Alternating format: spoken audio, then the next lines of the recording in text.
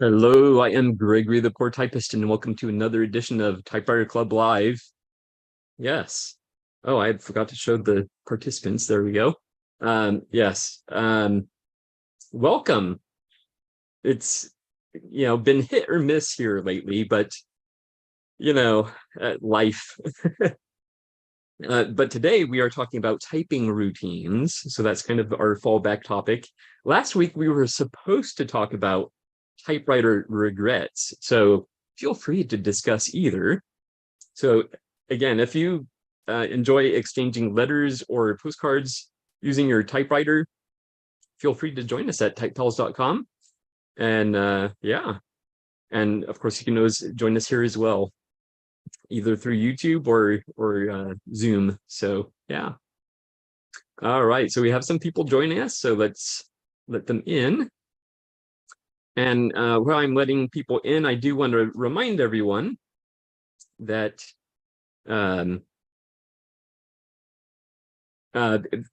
sorry, the postcard exchange. Today is the last day to register for the postcard exchange. So, and it's for members only. But again, TypePals is and always will be free. So be sure you're signed up to TypePals, then go to typepals.com/events, and you'll see the postcard exchange listed there. And yeah, so I hope you will join us in the postcard exchange, but otherwise you're free to watch or whatever. Yeah, get your popcorn. Ovi, welcome back. Hello, thank you. So nice How to are see you? you again. Good to see you too. I Yeah, missed you last time. I know. Sometimes life just gets in the way, you know? So, Yeah. Yeah. Anything new with you? yeah, Yeah. uh, I bought a lot of typewriters this past week, and they are on their way to my house. Oh, okay. Okay. But yesterday in the flea market, I was surprised to find the letter 32. Ah.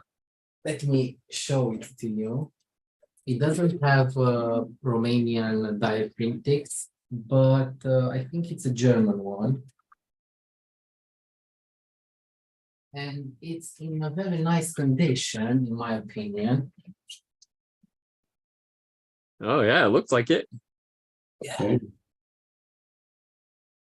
I haven't cleaned it yet. And inside there was this little thing. I don't know what's this for. It's like Huh. some white paper or Oh, something. I don't know. that is correction paper. So Oh, it should be kind of chalky or oh waxy yes, on one it side. is. It is. Yeah. So basically you put the that waxy side towards the paper, and if you type a character, it'll basically put white out Okay, on the so paper. it's like the primitive version of this one, right? Yes, exactly. Okay. Yeah. So I basically didn't know. yeah, after you make a mistake, you would backspace and then insert that little thing. You just kind of have to kind of hold it there between the paper and the type bar, and then Yeah, you hit the same character, and there you go. got it Yeah. now. Thank you for telling me this. Yeah, it's nice that that was included because those are getting hard to find. So yeah. Yeah, I found some more and I didn't know what they're for. Yeah, that's what it They is. were empty, but this one is not empty. Excellent. I wanted to tell you that this letter 32 one, it's in how to say it, how to put it in words. I remember buying another letter at 32 many years ago, and I was very disappointed. The keys were very flaking and shaky, and the feeling was not something I was looking in a typewriter. But this one, it's better. The feeling it's much more great than the other the previous one. Okay, excellent. So that's interesting for me. I didn't know that there may be a difference. I don't know, Yeah. maybe the older one was like very used, or I don't know what was there. Yeah, yeah. That's the thing with typewriters because they're, mechanical machines, so each one is going to be just slightly different. Yeah. Indeed. Yeah. I also was very happy to find some Olympiads with diacritics. One it's a modified one, and another one it's factory with from the factory with Romanian diacritics, and I'm so happy to found them at a Yeah. reasonable price. And I'm just curious how the feel is when typing at them. Yeah. Yeah. Which one was that again? What typewriter? Olympia, but I don't know Olympia. what model. I think one is an SF and another one is SM7 or SM8. I'm not sure yet until Okay. they arrive. Yeah. So first of all, you're gonna absolutely love them. I The Olympia SF is one of my absolute favorite typewriters. As Okay. far as ultra portables, it's a very small typewriter. So, for long sessions, maybe not, but that's where the SM7 or 8 would come in because that's a bigger, it's still portable, but it's a bigger typewriter. And those are very, very well regarded. And I have an SM9 that works beautifully. I do have an SM7, but that one actually needs some just a tiny bit of work, tiny bit of work. So even I can handle that. I was curious if you accomplished your dream in having an orange and white Olympia Traveler Deluxe. Not yet. That's been ongoing for for quite some time. But I have a red and white one, and Okay. I think, do I still have a blue and white one? I've had some typewriters that were just more work than I would have liked, and so I sold them to our own Bob Marshall, uh, also known as Typewriter Muse. He's a typewriter repair person here in Riverside, California. So I give him like a low ball deal on it, and yeah. So he took a bunch of typewriters off my hands. So now I don't remember which ones were included in that, and then I have some in storage. So I don't remember what colors I have. I know I have the red and white one because I call that my Santa typer. So Oh, that's cute. yeah, yeah. But the orange and white, that's uh I watched an old Type Pals live, and I noticed you mentioned that there. oh And yeah. as I previously mentioned, I'm browsing every day German classifieds, and I always notice orange and white one, and I'm thinking about you because you like them. Oh, I appreciate that. I see Yeah, Joe is here and Susan, so I say hi to them and to oh, everyone that came in right now. yeah, yeah. Well, excellent. Now, we did have the topics for today, both typing routines and typewriter regrets. Do you have either of those, or you can think about it and we can always come back to you later. What's a routine? What do you So, mean by that? like typing routine would be like what process do you go through when you decide you're gonna type like a letter or whatever. Like, do you already have your typewriter set up? Do you how do you pick your typewriter? How do you choose the paper? All these little like what's your process of sitting down to type essentially? So I yeah. don't think I have a routine. I'm chaotic. Is that a word? Oh yeah, that's me too. chaotic. Yeah. But about the regrets, I do regret on selling my first typewriter, even though I hated it. I now Oh regret it. I didn't keep it. yeah, And yeah. a second regret is the one about the Hermes 3000 that I sold because it stank so bad. And Oh back then I didn't know how to clean it. yeah, yeah. Well, typically when you have a typewriter that stinks, you want to remove any sort of soundproofing it has in there because that's I usually didn't like know that. some kind of foam or something that would hold the smell. The typewriter ribbon would hold the smell. Yes. And then other than that, it's just a matter of giving it a good cleaning and maybe even let it like sun outside if the weather is permitting.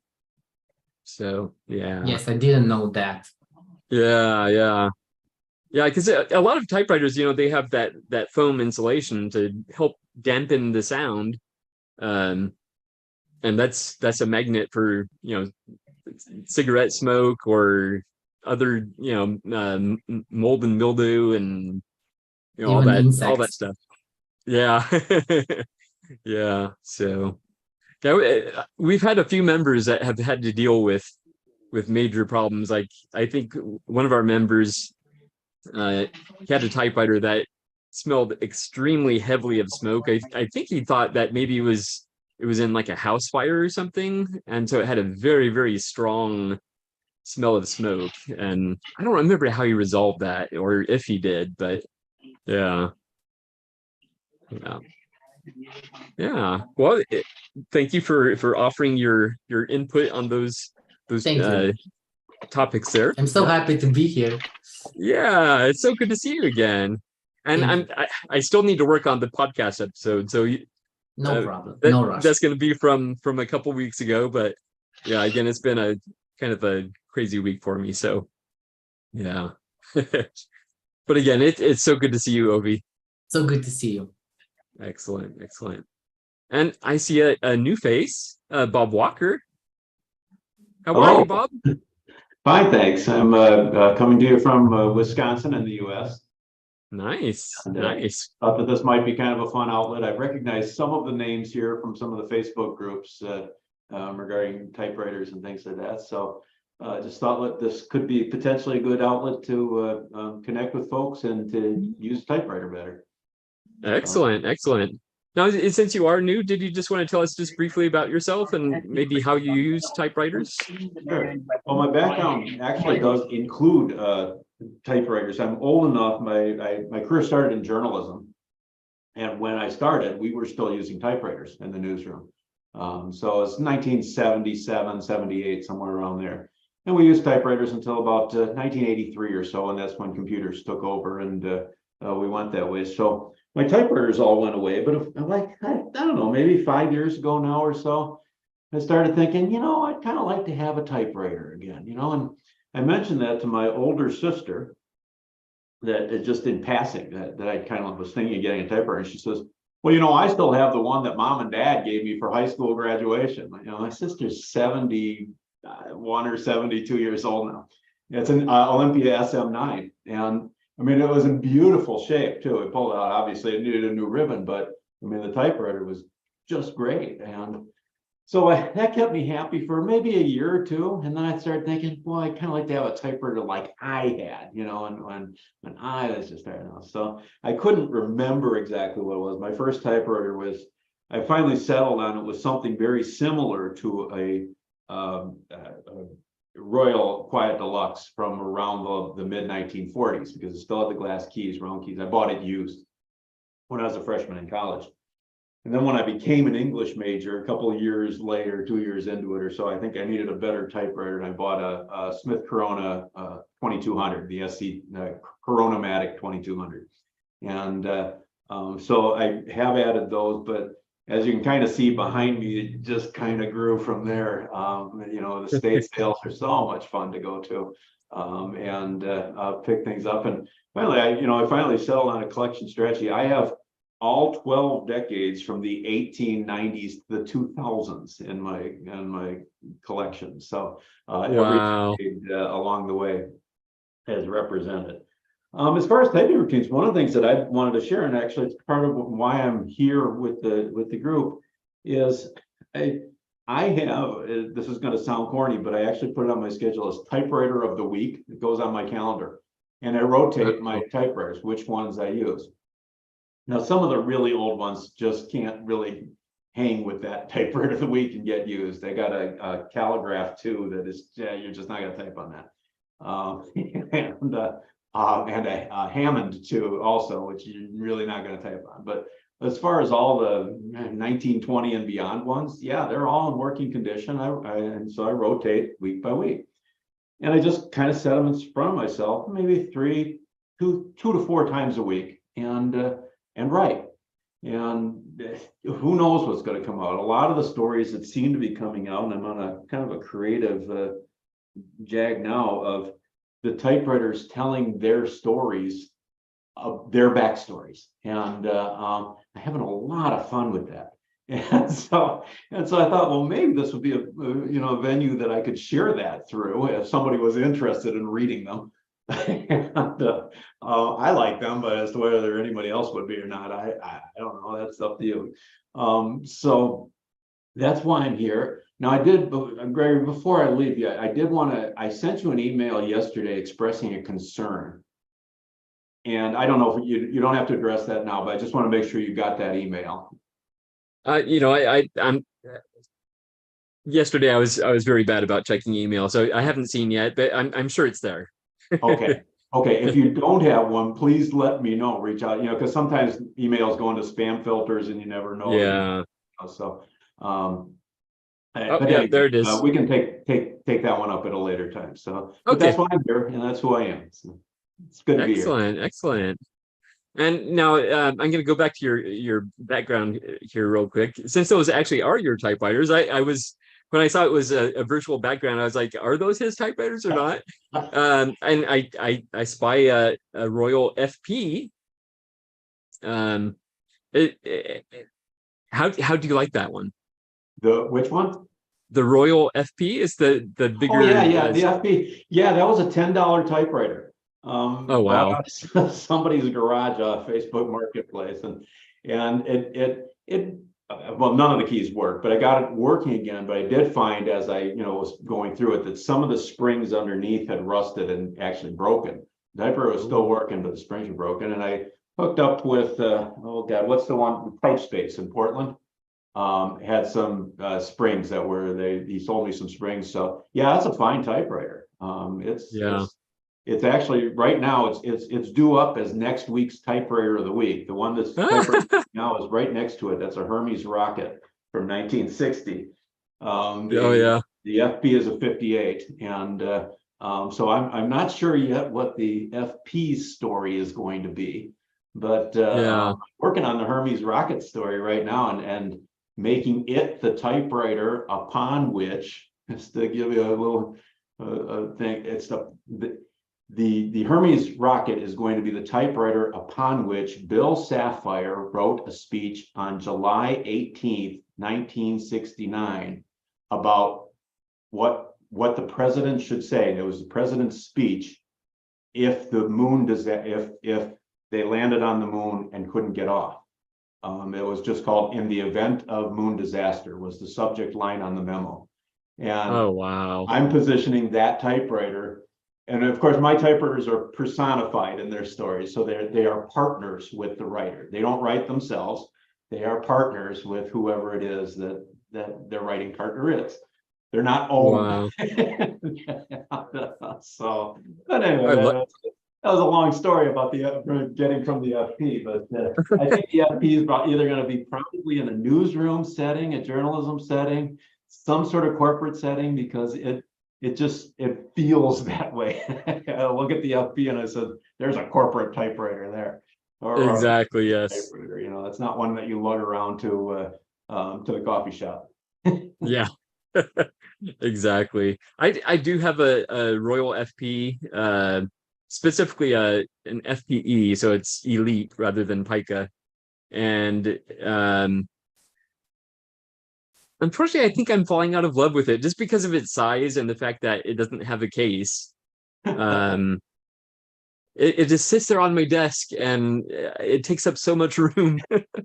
So I might be getting rid of it. I haven't completely decided, but plus it has some issues. And again, I'm not like a mechanical person.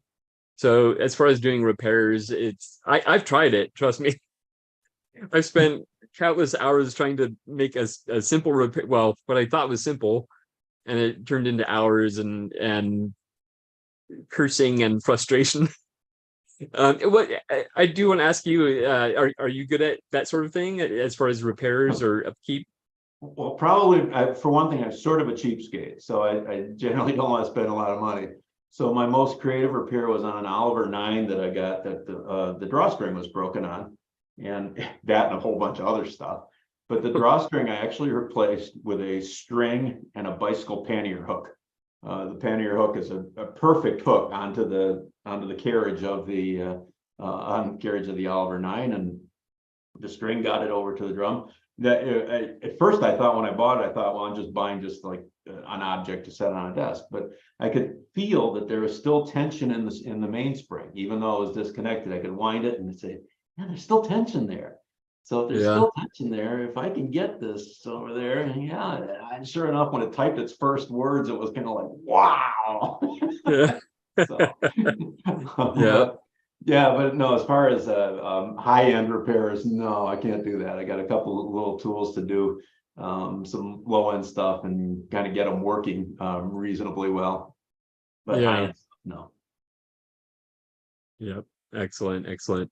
Yeah. So I don't know. I probably will get rid of it, but for one thing, I really find myself using ultra portables the most because my typing needs are very light. Basically letters. I'm not writing like the Great American Novel or anything. So yeah, I find ultra portables, I can just quickly pull them out and change it up. Even within one letter, I can change typewriters easily with the ultra portables. And I typically, well, right now I have my computer set up on a TV tray, and that's where I would put my typewriter, just sitting here on the couch and and typing away. So yeah, so I don't know about standards for me. I don't know. They take up so much room. How many standards do you have? I'm kind of the opposite. It really depends. Most of my older things are standards. The more modern ones tend to be portables. There's something, the durability of the standards just seems a little bit better to me than a lot of portables. But especially if you're going back early, like you can't really see them. I'll move my head. There you go. Somewhere back there's a Calligraph 2 on the top row and the Hammond 2, and then there's L.C. Smith. No, it's going to be a Remington 6 is next. It's a 1904. Then an L.C. Smith number 2, and then the Oliver, and then I got a Remington 11 from 1920. But those 1920 ones that are really, the Oliver, yeah, it types a little bit, but it's a little problem. It's quirky. Yeah. But anything after that, I got a 1921 Underwood 5, which is just a gem of a machine. It was probably well cared for when it was younger, and it's a good solid typer. And then another one of my personal favorites is a L.C. Smith Secretarial. It's that 1935 number. I think it's L.C. Smith number 8, but it's a Secretarial or something is what it says. Yeah. And that is a really good typer. It's just a fine machine. So I kind of like them both. I have the room for both, so it's okay. I did have to get creative when I wanted to display them because those typewriters are heavy. So I ended up buying racks. I looked at things and they're deep too. They're not only heavy, but they're big. And so my solution finally was I went to Home Depot and bought some kind of industrial racks there, those steel racks, dressed them up a little bit with hardboard shelves and then LED lighting to make them a little prettier. And it works. I wish that, they do get dust on them, which is not what you want to have happen, but you start getting into enclosed cases, and an enclosed case would cost more than all of my typewriters put together. So the Home Depot racks work for me.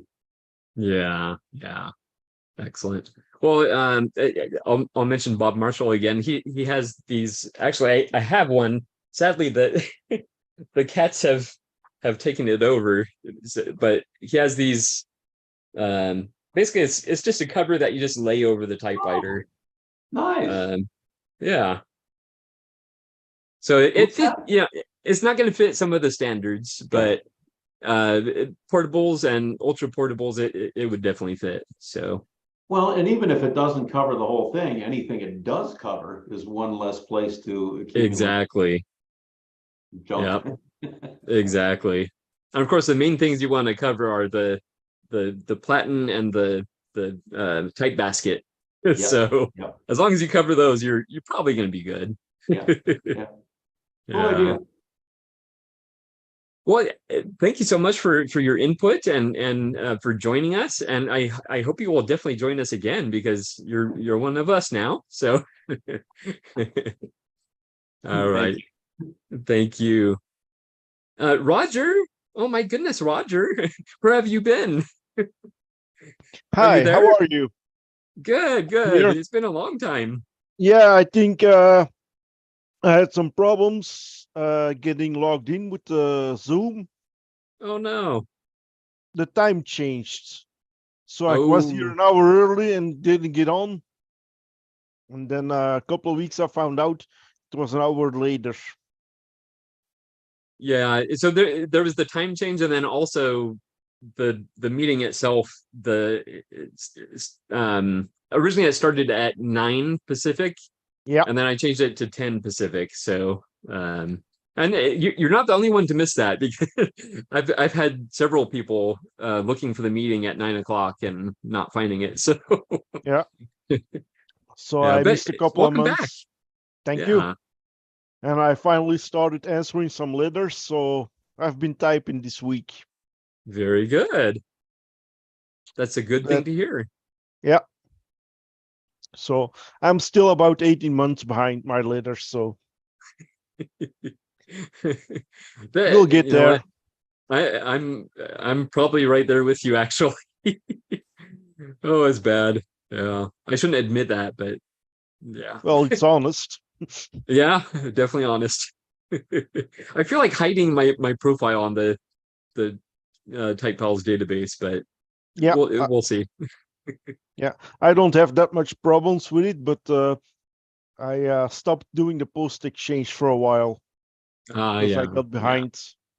Yeah, you were a regular for quite a while. Yeah, Yeah. and it went okay for quite a while, but I think I got 4 who I somehow missed or something Oh, happened to it.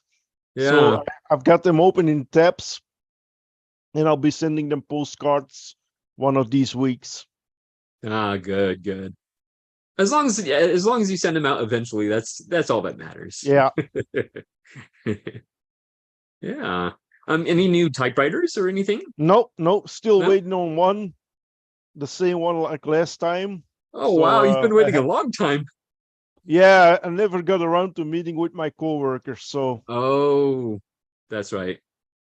Yeah. and we just said last week, well, we have to get together, but didn't happen yet. Yeah. So, Yeah, I think that's an easy thing for us to say, oh, we need to get yeah, together, but then actually doing it is another thing. exactly. That's what happens when you're an adult, I think. I want to Instead be a of, kid again. yeah, me too. Aren't Yeah. we all kids in candy stores with the typewriters and all? Oh yeah. A fun toy, definitely. Yeah. Yeah. Yeah. So, Well, did you have anything to say about either the typing routines or the typewriter regrets? Either one? well, regrets. I think I parted with an old typewriter I had in around high school. I didn't use it much, but I had it, and I think it was from my grandparents. But it's got away somehow. I don't know how, where, when. So I regret not having that one. I regret of getting some who are beyond easy repair. So most of my typewriters don't work. They need some TLC, but it doesn't work for me. So, and I wanted to get one repaired or refurbished this month, but some bills got in the way. Yeah. And I wanted to get a good system to rotate my typewriters, but I haven't found one yet. So today I was thinking, well, use one for a month, then change it over for another.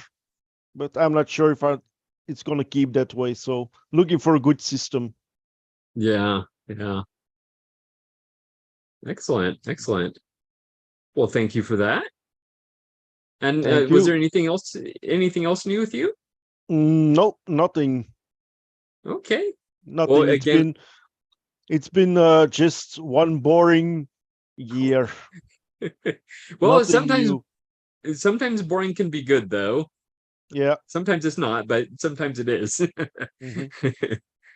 Definitely. Well, 1 week just looks like all the others. Yeah. Well, I'm So so glad you could be here with us again. I'm too. Great to Yeah. see some guys. I'm Yeah. I miss one, Sean. So I hope Oh he's yeah. around today. I Uh, follow him on Instagram. So Instagram, yeah. yeah, Yeah. he Very good. always shows some great stuff. Oh yeah. Phew. Well, I miss some others too, but there are too many to name. Yeah. Well, again, welcome back. Thank you. It's great to be You're back. welcome. All right. And I'm still missing the Yes. podcast. Oh yeah. Well, I see. I have the next episode planned, so it's just a matter of doing it. I think this is going to be a better week Yeah. for taking care of that. Part of the deal with last week was I'm actually looking into switching from a public library. I work at a public library, Yeah. and I want to switch to an academic library. Oh, Yeah. So I'm in the process of applying to yeah. jobs and all that stuff. So Life can be busy sometimes. yeah. Just take care and we'll see it coming. Yes. But that episode will be very soon. Yeah. Yeah. I see Joe's typing. Yes, good morning. Good morning. How are you doing? Good. Yeah, it's been a few weeks, hasn't it? I guess. Yeah. I'm in the process of writing letters. I've been doing that for the last few days. And, I tend to use Type Club Live as a letter writing venue I love that. because I guess I don't have enough discipline to do it any other time. But because, we've been away for the last few weeks, right? In things. So I haven't caught up on my letters. So now I have like a big stack of letters here that Oh, I get caught up on. And I have three of Yeah. them I've already written. They'll go out tomorrow. And then this one is I'm writing to Neil McMichael, which is one of our members here, right? So yes. this here is a princess, Oh, okay. princess exemplar 300. So it's basically the princess without the pretty colors, right? It's the gray princess. Yeah, it reminds me of the Royalites or the Royal Companion that I have, the Yeah, it 60s has era that one. push button bichrome setting, right? You just Oh, okay. right. That's cool. That's kind of what makes it, and it's kind of funky. Yeah. That's what kind of makes it a princess and all that. So yeah, it's a made in Western Germany kind of typewriter. I have not yet got it up on the database. I need to do that along with my blue electric Royal Saturn. I need to get it on the database as well. So, but yeah, it's not a bad typewriter. I think I still like the Olympia Splendid better, but this is a close second, and this is not bad at all. So, Yeah, it's hard to beat those Splendids. Those they really are splendid. They really are splendid, exactly. And I guess, well, I have a all black ribbon in here right now, but my Splendid 33 doesn't have bichrome, and Ah, this one has tabs right here. So it's a little bit more full featured than wow. 33 would be. So, anyways, other than that, I think I don't really have too much going on. I was going to tell you that I spend a lot of time watching YouTube. That's my hobby. And it's funny because my wife and I really don't watch TV anymore, like broadcast TV or whatever. I think my big TV in the living room, the sound finally went out on it, like, I don't know, 6 months ago or more than that. And we decided, let's wait on getting a new TV. And I have a little, like a 27-inch computer monitor sized TV with, antenna inputs and all that. So I have that in the living room, and it looks kind of like an old school 1960s living room now with a tiny little TV. But we don't watch hardly any TV at all. My wife is usually streaming movies on Netflix, and I'm on YouTube all the time on my laptop or my tablet. So anyways, I said all that because I had this an idea for a video, which was, what are my favorite typewriters? And then Sarah Everett posts that video Friday or Saturday. That is funny. And I watched it and go, okay, let's see. She did this particular spin to it, and she didn't really mention too much about electric typewriters because she doesn't really like them that much. So I think, okay, maybe I can make a video of what's my favorite electric typewriters or whatever. But now I'm thinking I have to wait a couple of weeks for me to do that video. Anyways, so that's pretty funny. Yeah, I have like an ongoing list of ideas, and some of them are easy to do, some are a little more difficult to do.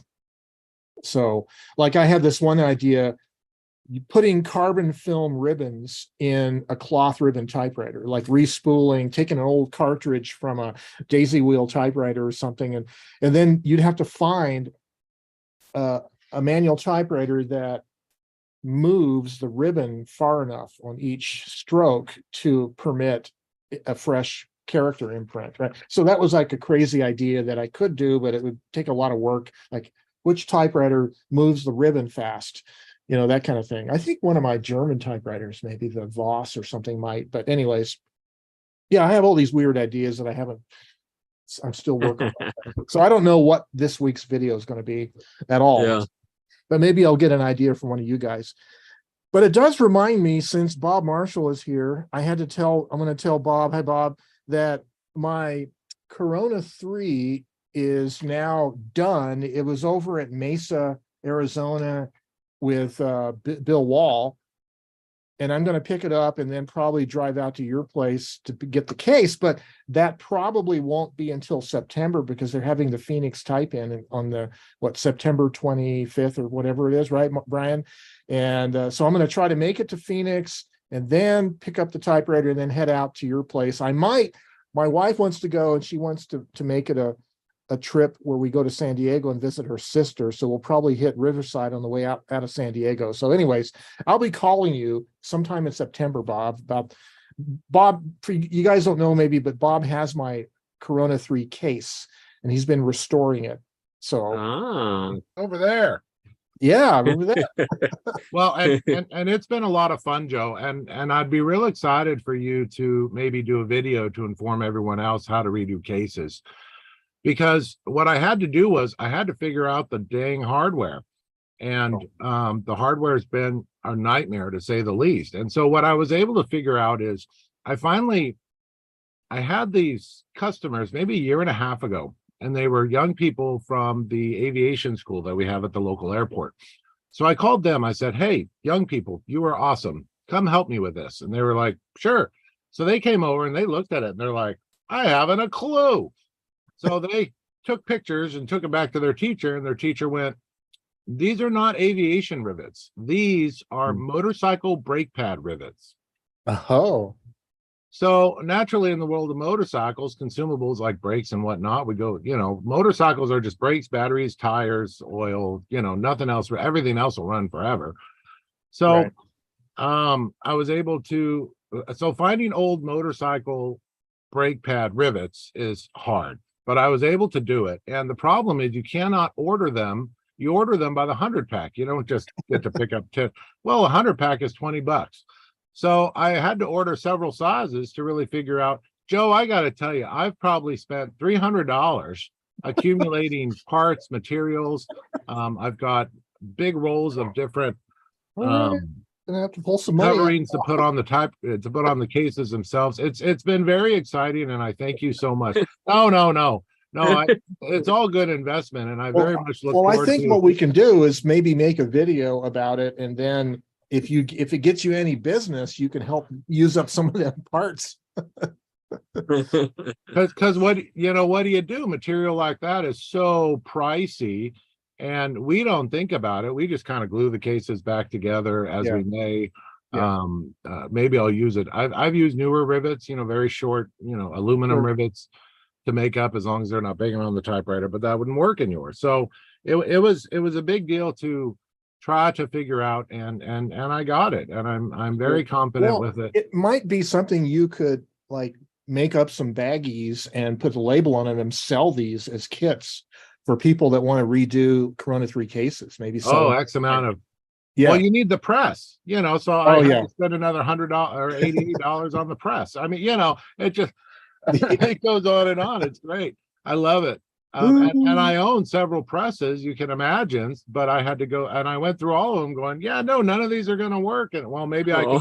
I've got a lathe, I've got a machine shop. Let me remake some dies. Okay, maybe here's a good strategy. Maybe you need more motorcycles. Maybe that's the problem. You don't have enough motorcycles. You need more motorcycle brakes. Right. I could just I think harvest the rivets from them. Yeah. What's that, Brian? He needs to pivot. He needs to be Bob Marshall, case repair and typewriter service. That's Right. There you go, pivot. Well, and it's very exciting from my point of view. I've shared a little bit, but I've really gotten into having fun with sewing lately and learning what all that means. In fact, I'm in the middle of an 8-week sewing class, or in the beginning of an 8-week sewing class, offered by Gay Marie's Sewing Lab over by the Riverside Airport. It's very informational. It's very exciting. I'm learning a lot. I'm making a blouse. I'm the only man in the class. So I had to make a blouse. So I'm making a blouse for my secretary, my assistant, my best friend Renee. So we're having just a ton of fun with me learning to sew, and people are bringing me all sorts of sewing machines. I got to tell you, sewing machines are so easy. I mean, there's only like 28 things going on where you got 200 things going on in a typewriter, right? So if you ever get a chance, play with a sewing machine. You will feel so relaxed. It's so relaxing compared to a typewriter. So I'm real excited to play with that, and then get to really enjoy all that sewing, because I've got a ton of leatherwork stuff for handles. Obviously, we're always redoing handles, and how do you keep it as original? Is there a future in sewing machine repair along with typewriter repair?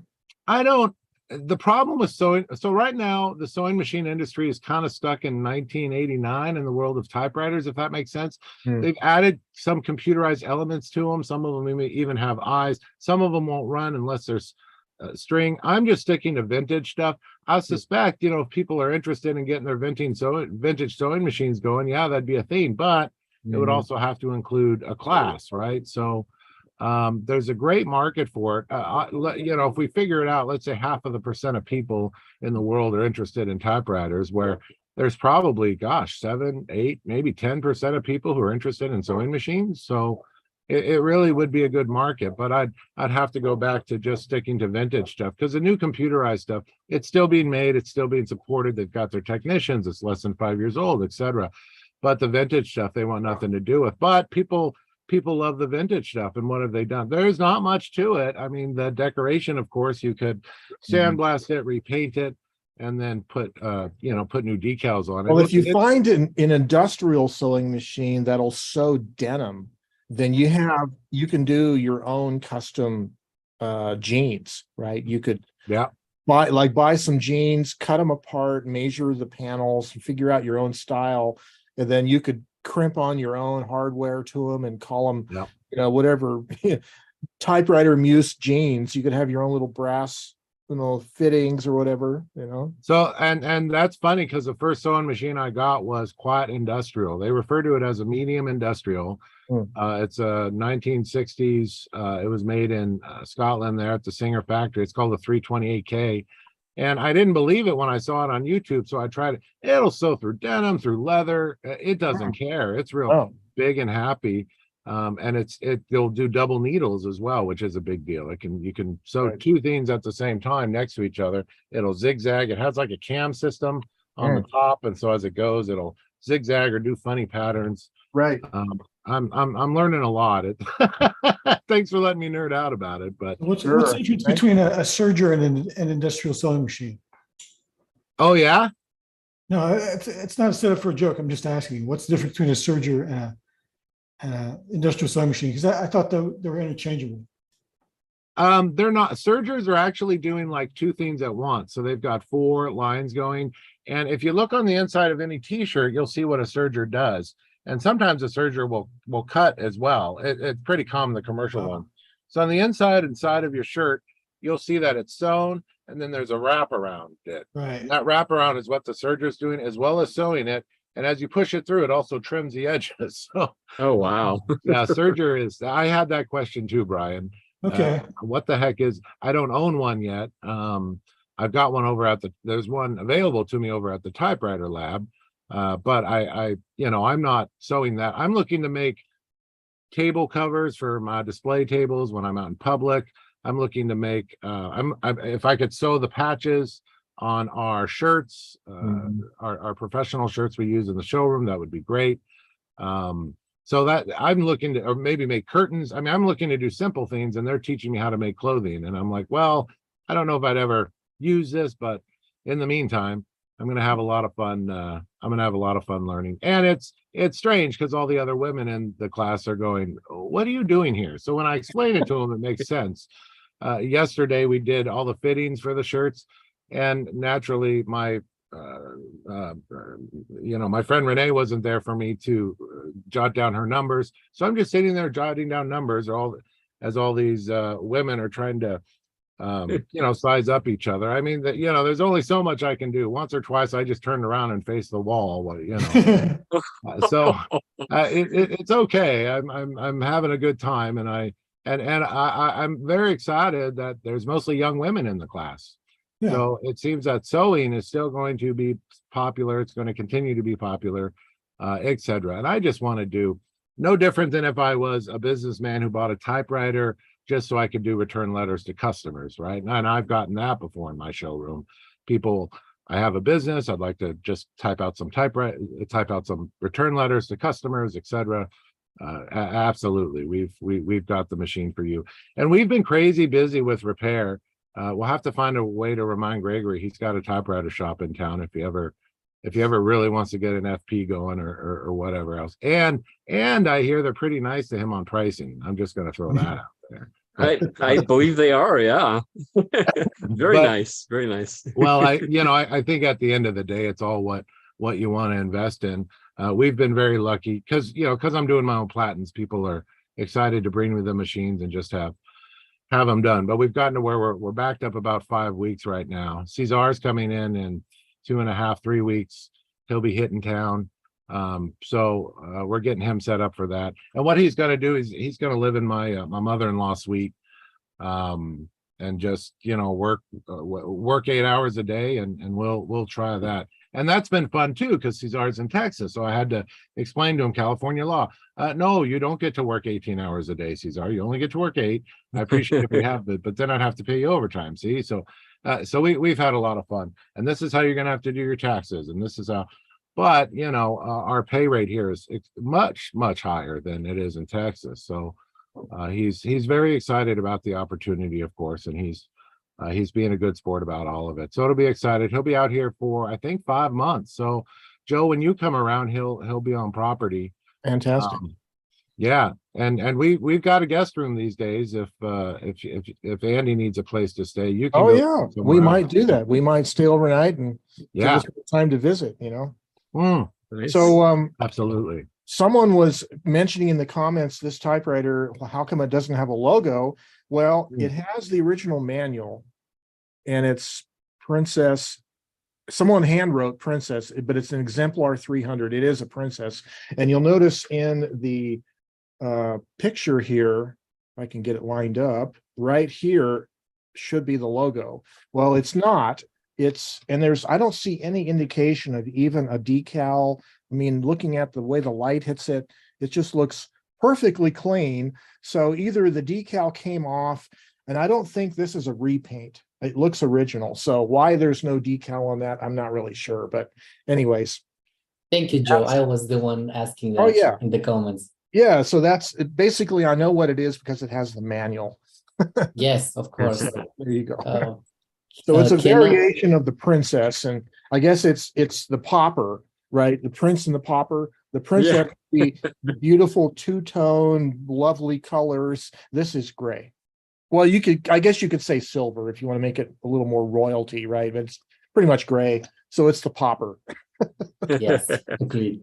But it does have the case, and it does remind me of the utility of these little leather cases like this one and the Calibri. There's room in there for documents, for typing paper, and correction tape. So you literally can take these out and travel with them, and it's like a complete little setup. You have room for your paper and everything. So they're kind of nice for that.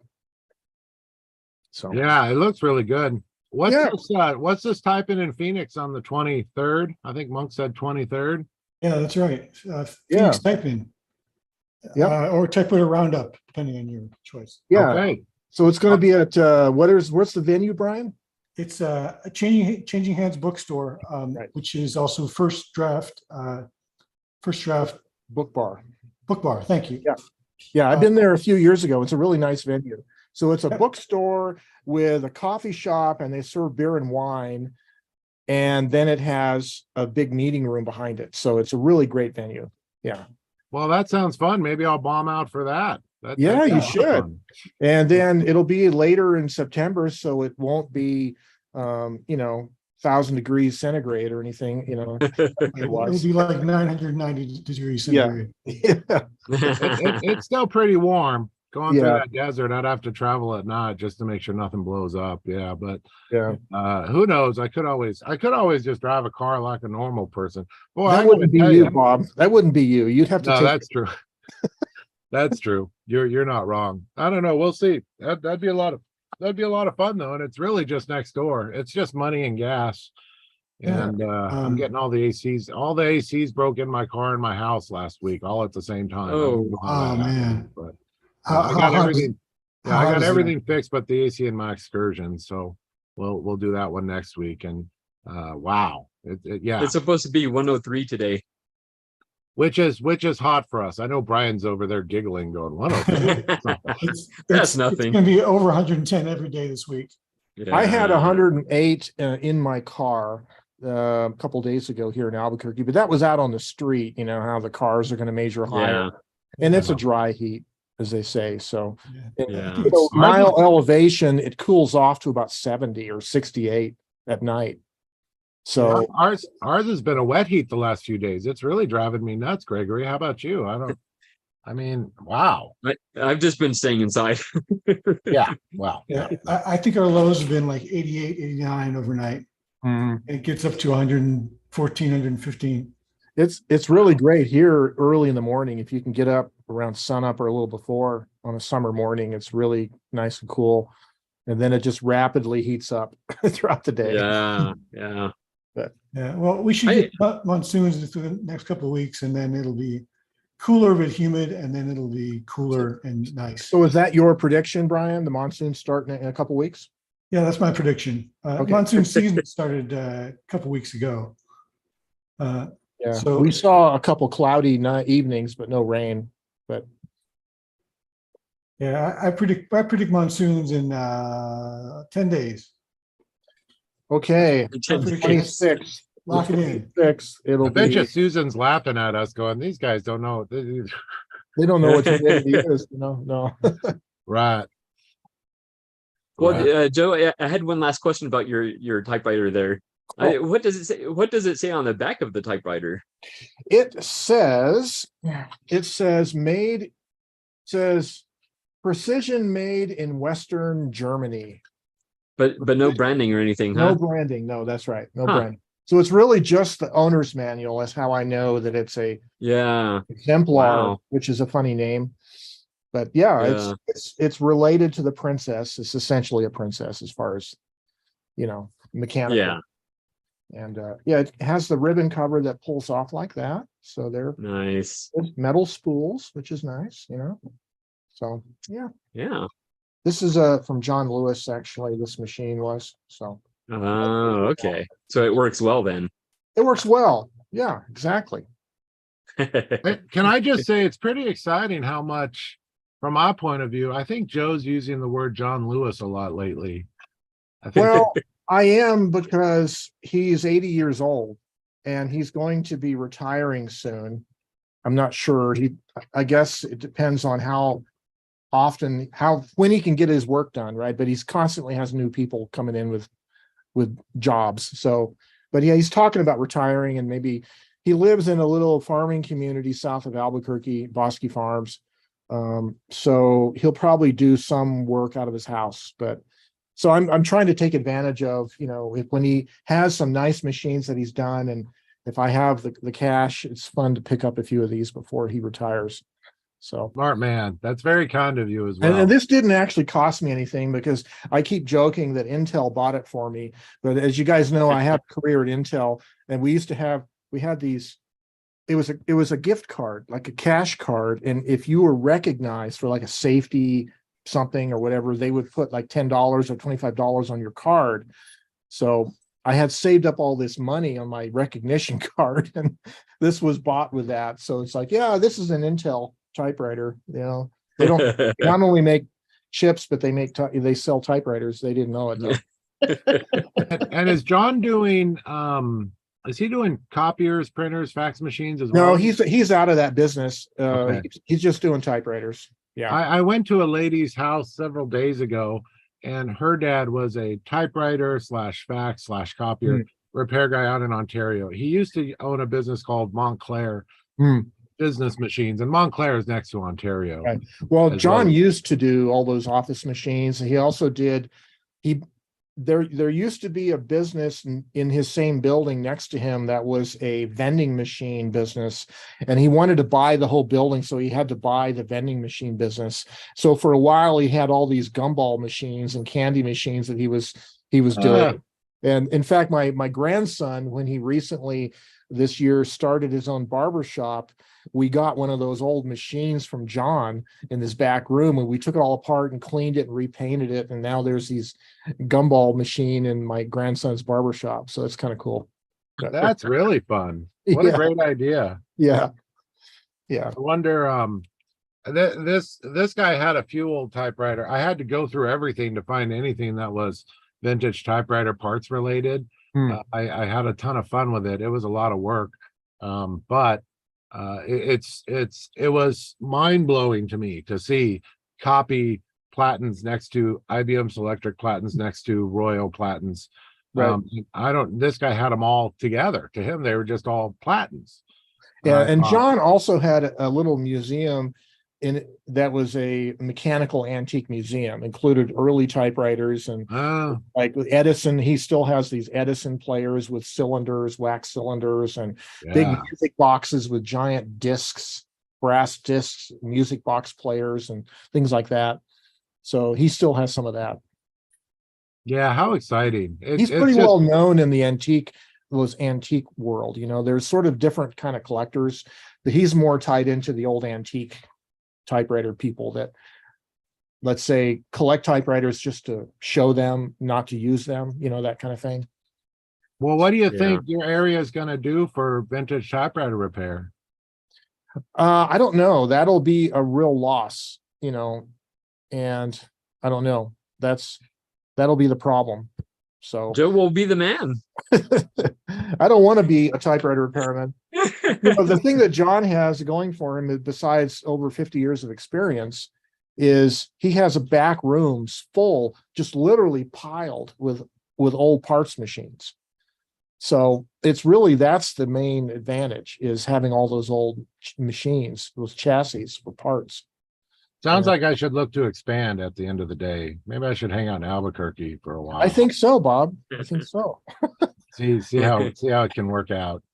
The Yeah, trick would be to work out of a home. So Joe, if you don't mind me taking over Sure. your garage, that'd be great. and you know, we do have a motorcycle culture here, although it's probably Oh yeah. it's probably the banditos. So you can, you know, so Oh yeah.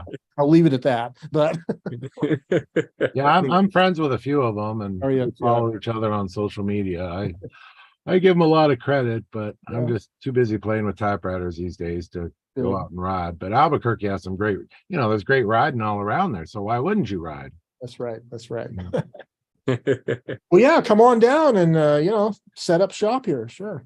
Yeah, it's all location. You know, the problem's Yeah. always paying for the overhead. That's what I've learned. It doesn't. Well, I think you're in a good location, being close to Southern California, and you know the well, and so I will remain nameless. You know, those that shall remain nameless. Yes, and I've learned too. People are really coming to me from more west than east, more Glendora, LA County than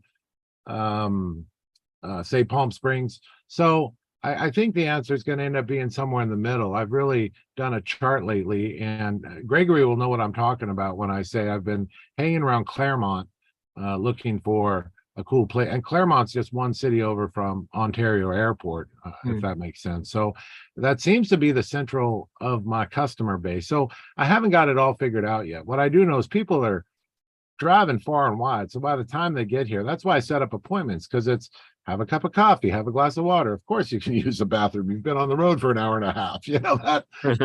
Should I order a pizza? I mean, because they've just come from so far to get their machines repaired, and I think that adds a lot of extra.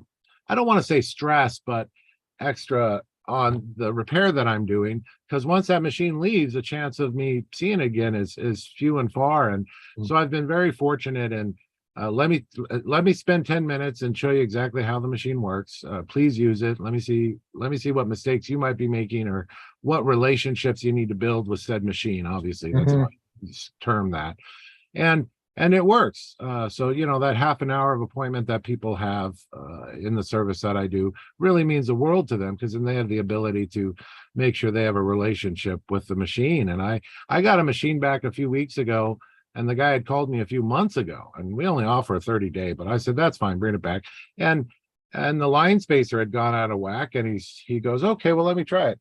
Whack. I go, okay, so let's not do that. Here's how we're going to do it. And he types some more and goes, whack. I go, no. There you go. You know, this is how you be gentle with it. Be gentle. Beating the hell out of this poor Corona number 5, wondering why it was falling out of whack. You know, so I don't get machines back, and that always means the world to me. Yeah. Because people are coming from so far. It's not even in the card. So I have to make sure everything's done to that snuff. So that's what I like about you, Bob, is you have this way of explaining to people how to have this relationship with their machine. You know, like it's a man-machine relationship, like a cybernetic relationship, right? Yes. Yeah. You know. Yes. You're very kind. That's taken me a long time. I've always been a machine person more than a people person. So but I understand people have just lost their relationship with the typewriter. And even though they think they have a relationship, I like the topic for today. You know, when I was in high school, I wasn't allowed to touch my grandfather's typewriter. My mother had an IBM wheelwright that kept messing up. And my relationship was that, well, let me just do this at school. So I would pay for the labs at school, and they had the IBM wheelwrights for a year or two in college, but then they went all to word processors. And then we were carrying around cool floppy disks. I remember you could buy the floppy disk from the vending machine. I always thought that was really neat. So we had floppy disks with, you know, so I'd have a floppy disk with all my English and music stuff on it, and then another floppy disk with my science stuff on it, whatever classes I was taking, because it was easier for me to pay for the lab than it was to have a typewriter at home. And I took typing in high school because I knew knowing how to type would just be exponential for me. And these days, I'm probably the only guy in my shop where I work who knows how to type. So if there's something long to type, the boss will ask me, hey, could you write this out and send it to the big boss for me? Sure. You know, I think Bob Walker has a question. Oh yeah, Bob. No, not so much a question. Just what Bob Marshall was saying reminded me of my old newspaper days when I was just starting out, and we had a guy in the newsroom who was so bad on typewriters. He'd slam the carriage bag. He's a 2-finger typer, and he always typed as though he was terribly angry at something. He was just like an angry man. He could have been writing about puppies and kittens for all I know, but he wrote angry and slammed that carriage bag. And he'd go through a typewriter about every 2 months Wow. because he was just bad on it. He ended up Well, getting there's fired. just there's no reason for it, and I think you He's a can be pretty a two. unpleasant person too, but yeah, the newspaper business drew a lot of interesting characters back in the day. Oh, I'm sure. And that was back when. I'm very fortunate. My neighbor worked at our local paper for 20 years, and then he was our public information officer for our county for 20 years. So he knows, and he cracks me up because he wants nothing to do with typewriters or writing anymore. I mean, he's had so much stuff published, he's just done. But I think I've heard a lot of those horror stories where you're basically in a brick room and the typewriter's making a ton of noise and people are banging on them way too hard. And I'll tell you, I know a really good 2-finger typewriter who's very soft with his machines and they last forever. Gregory's probably heard of him. His name's Gregory. And he, so I can't speak poorly about 2-finger typers like I'd want to, because I've seen amazing results from that. It can be done. But I also wanted to just another memory of that. One of the biggest memories I have in the newspaper business, and the first type-in that I ever went to in the most recent years, when everybody sat down and typed all at once, it was like it sent me back in time. And I remember that switch when we went from typewriters. We had a newsroom with maybe 20 people in it. Everybody's typing. And when we did that transition over to computers, they did it in one day. It was just like, oh, wow. And the biggest change there is the silence that was in the newsroom. Is it went from this clattering thing to just silence. Because even the AP machine that they used to run out back there, that was kind of a teletype machine too. That got converted over to the computer. So there's no sound. It was an eerie feeling. Eventually you got used to it. But I remember that first day when it happened, when we went from that cacophony of clattering to the silence of the computers. And that'd probably be a fun story for you, Bob. I was listening earlier as I was making my breakfast while you guys were chatting about how you write out stories about all your typewriters. If one of them's beat to heck and back, the answer is it might have been one of those machines. You would know which machines they were using, but boy, those poor machines. Yeah, no, it definitely was. I figure as long as the printer works, in the newsroom, you're going to be okay, and you can print your copy out, because maybe your editor still wants to look at hard copy and black on white. It was a big change. For one thing, the computers got rid of most of what was in the composing room, where we'd send our stories back. And back in that day, then someone else would sit at a computer, retype our stories so that they fed into the computer tape that got put into a machine that would actually draw the galleys. That's how it was. And those people, their jobs disappeared in a matter of weeks when we switched over the newsroom to computers, because we would set the little code strings in front that would send it right back to the composing room. And then it would run the galleys from there. Wow. That's pretty good. I'm going to tell a quick story and then get out of everybody's way. But so I've had let me think, issues I've had lately, and they're not bad, but people come in the showroom and they have a machine to repair, or they want to look at machines. And they usually tell me two things. They say, number one, I know you can't give me Tom Hanks's number. Can you give me Joe Van Cleve's phone number? I've gotten that a handful of times. And I go, well, I'm sure he has, no, but he has a way you can mail him. So just send him a letter and start the conversation, with whatever that may be. And I don't always know what their intentions are, but I just want you to know, Joe, that you're number two, and everybody's happy to ask me for your phone number. It's happened like 5 times. That's why I mentioned it. Well, being on the same list of Tom Hanks is pretty good, but no. There you go. Take it as a compliment. I'm no Tom Hanks. Yeah, I'll take it as a compliment. That's it. Can I have Joe's number? Well, no. No, and absolutely look it up online, send him a letter. I think your address is your address public on your YouTube? There's a way to find it. It's sort of obscure, but it's there. And I think if you just do a Google search, you'll find it. So, Yeah, they could always email you too. Hey, I'd love to send you a letter. That's right. I need to tell them to join Type Pals. That's what I should do. Join There Type you go. Pals. And Exactly. Joe can be your, that's what I'm gonna do. That's There you go. And you There can go. send a letter to me and wait 6 months for a reply, you know. Actually, we're up to, I think we're up to March. March 31st is Neil's letter that I got from him. So we're only 4 months behind. Not too bad. Yeah. compared to my workflow, that's pretty good. Diane, what are you holding up there? I am holding up a key map, and I call it a key map because the machine is somewhere on its way to me, but the key map is of this Smith Premier number 9. Yes, another one of these came up within weeks of me getting the one from Germany. So look at that top row. Mm-hmm. That's fractions. Wow. And the one on this side, this side, I wasn't sure what that last one was. I found out because I asked the fellow who picked it up for me last week. He said it was 3/16. So it was not a 30-second key like I previously thought it might be, but we also know next to that key it says RFD. There's like it's like an AC, and I looked that up on the postal site. There is an abbreviation. It says actual count, and Versus so approximate, yeah.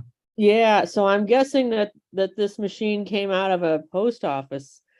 Hard to imagine with RFD what, where else it could have been, but North Carolina, right? Mayberry, North Carolina, Mayberry RFD. That was the TV Yeah. show, right?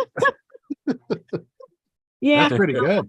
honestly, people chase the Royal Vogue. I saw the partial on this top row of keys, and I thought, okay, one more. It was too hard to pass that up. I was too curious about the keyboard to let that one go. That's pretty good. Good for you. Yeah, it's pretty funky. It's missing the space bar, and I have a parts machine that I can probably grab the space bar out of. Unless you can make one out of wood. I've made them before out of old oak.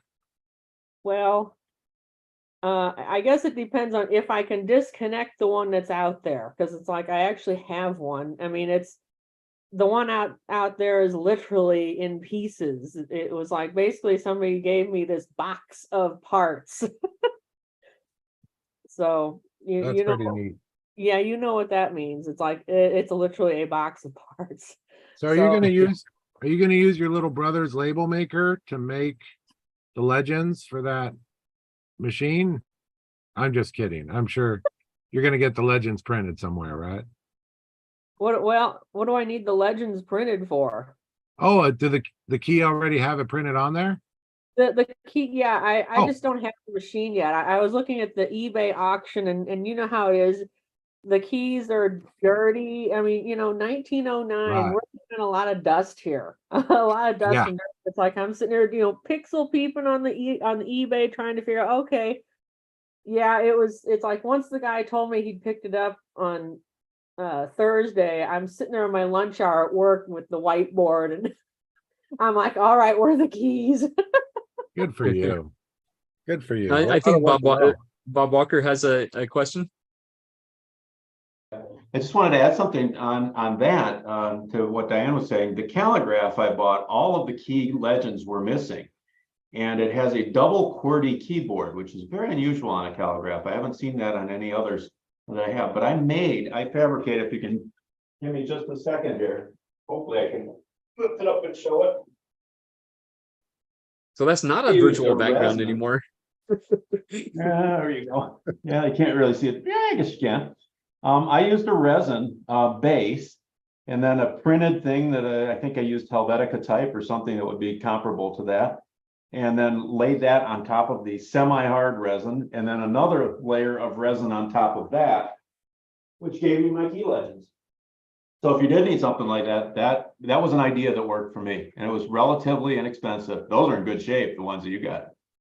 This is something I came across. It's like this is this is not the key that it was on, but I found this I have a Smith Premier 5 that had the key set from the side.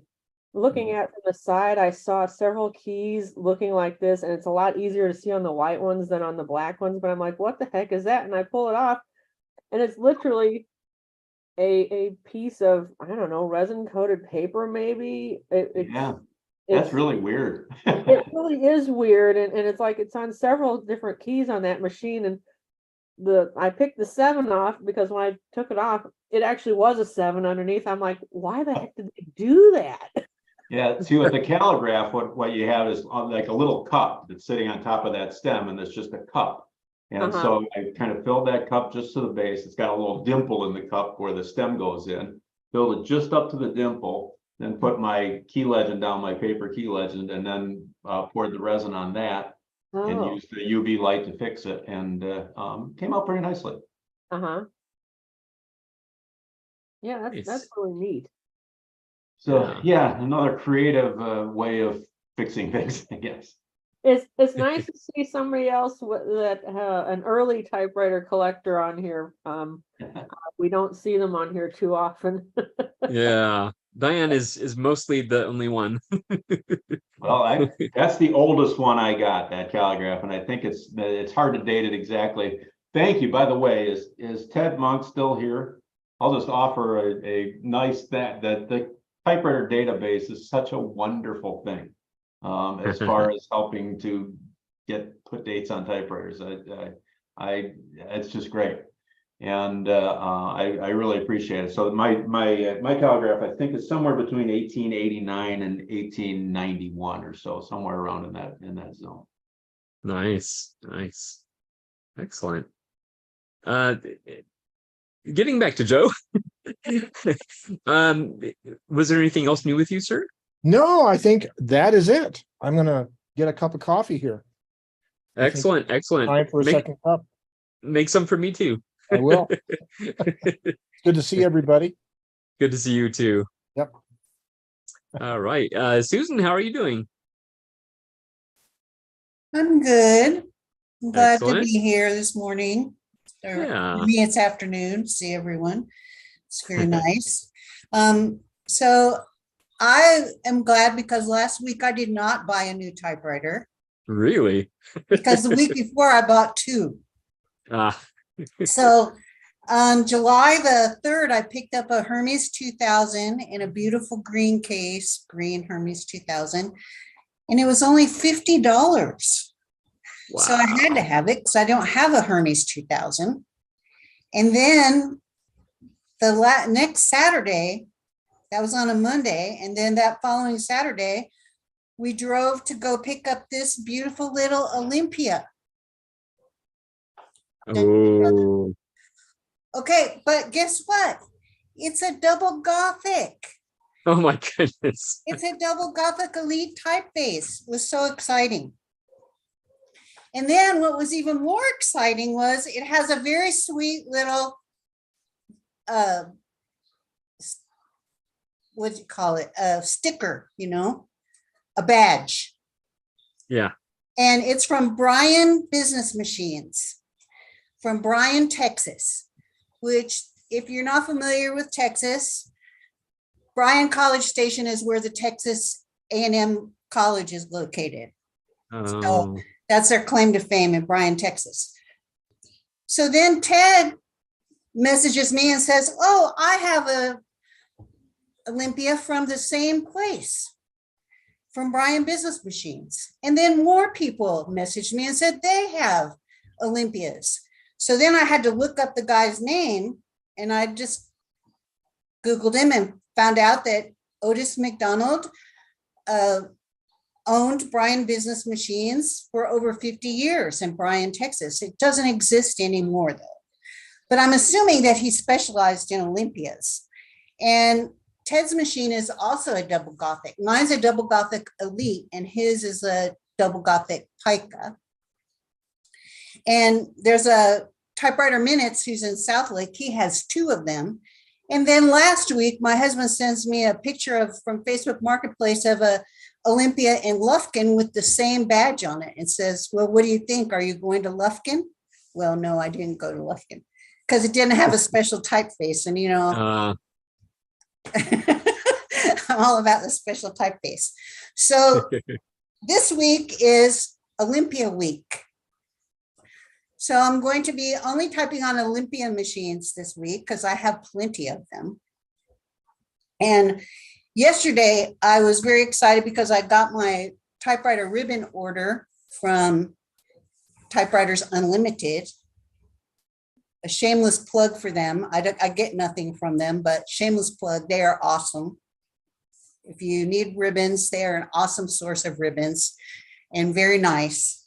And anyway, because I've been borrowing from Paul, I've been borrowing from Peter to pay Paul. I get a new typewriter and I take a ribbon off of some other typewriter and stick it on the new one. And I use that for a while. And then I get another new typewriter and then I go and find a compatible ribbon from another typewriter. And then pretty soon I have typewriters with no ribbons, which is a horrible situation.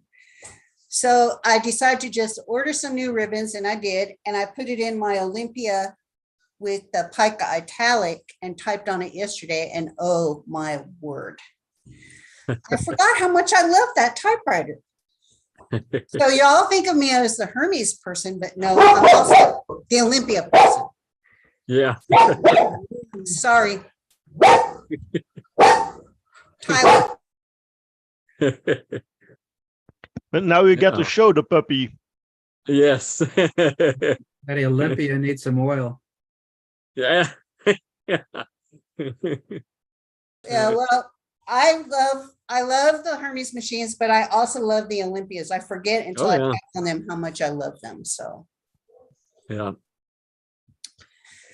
So anyway, so yeah, I'm trying not to buy any more typewriters because if I keep at this rate, I'll have another 52 typewriters. I'll have one for every week of the year.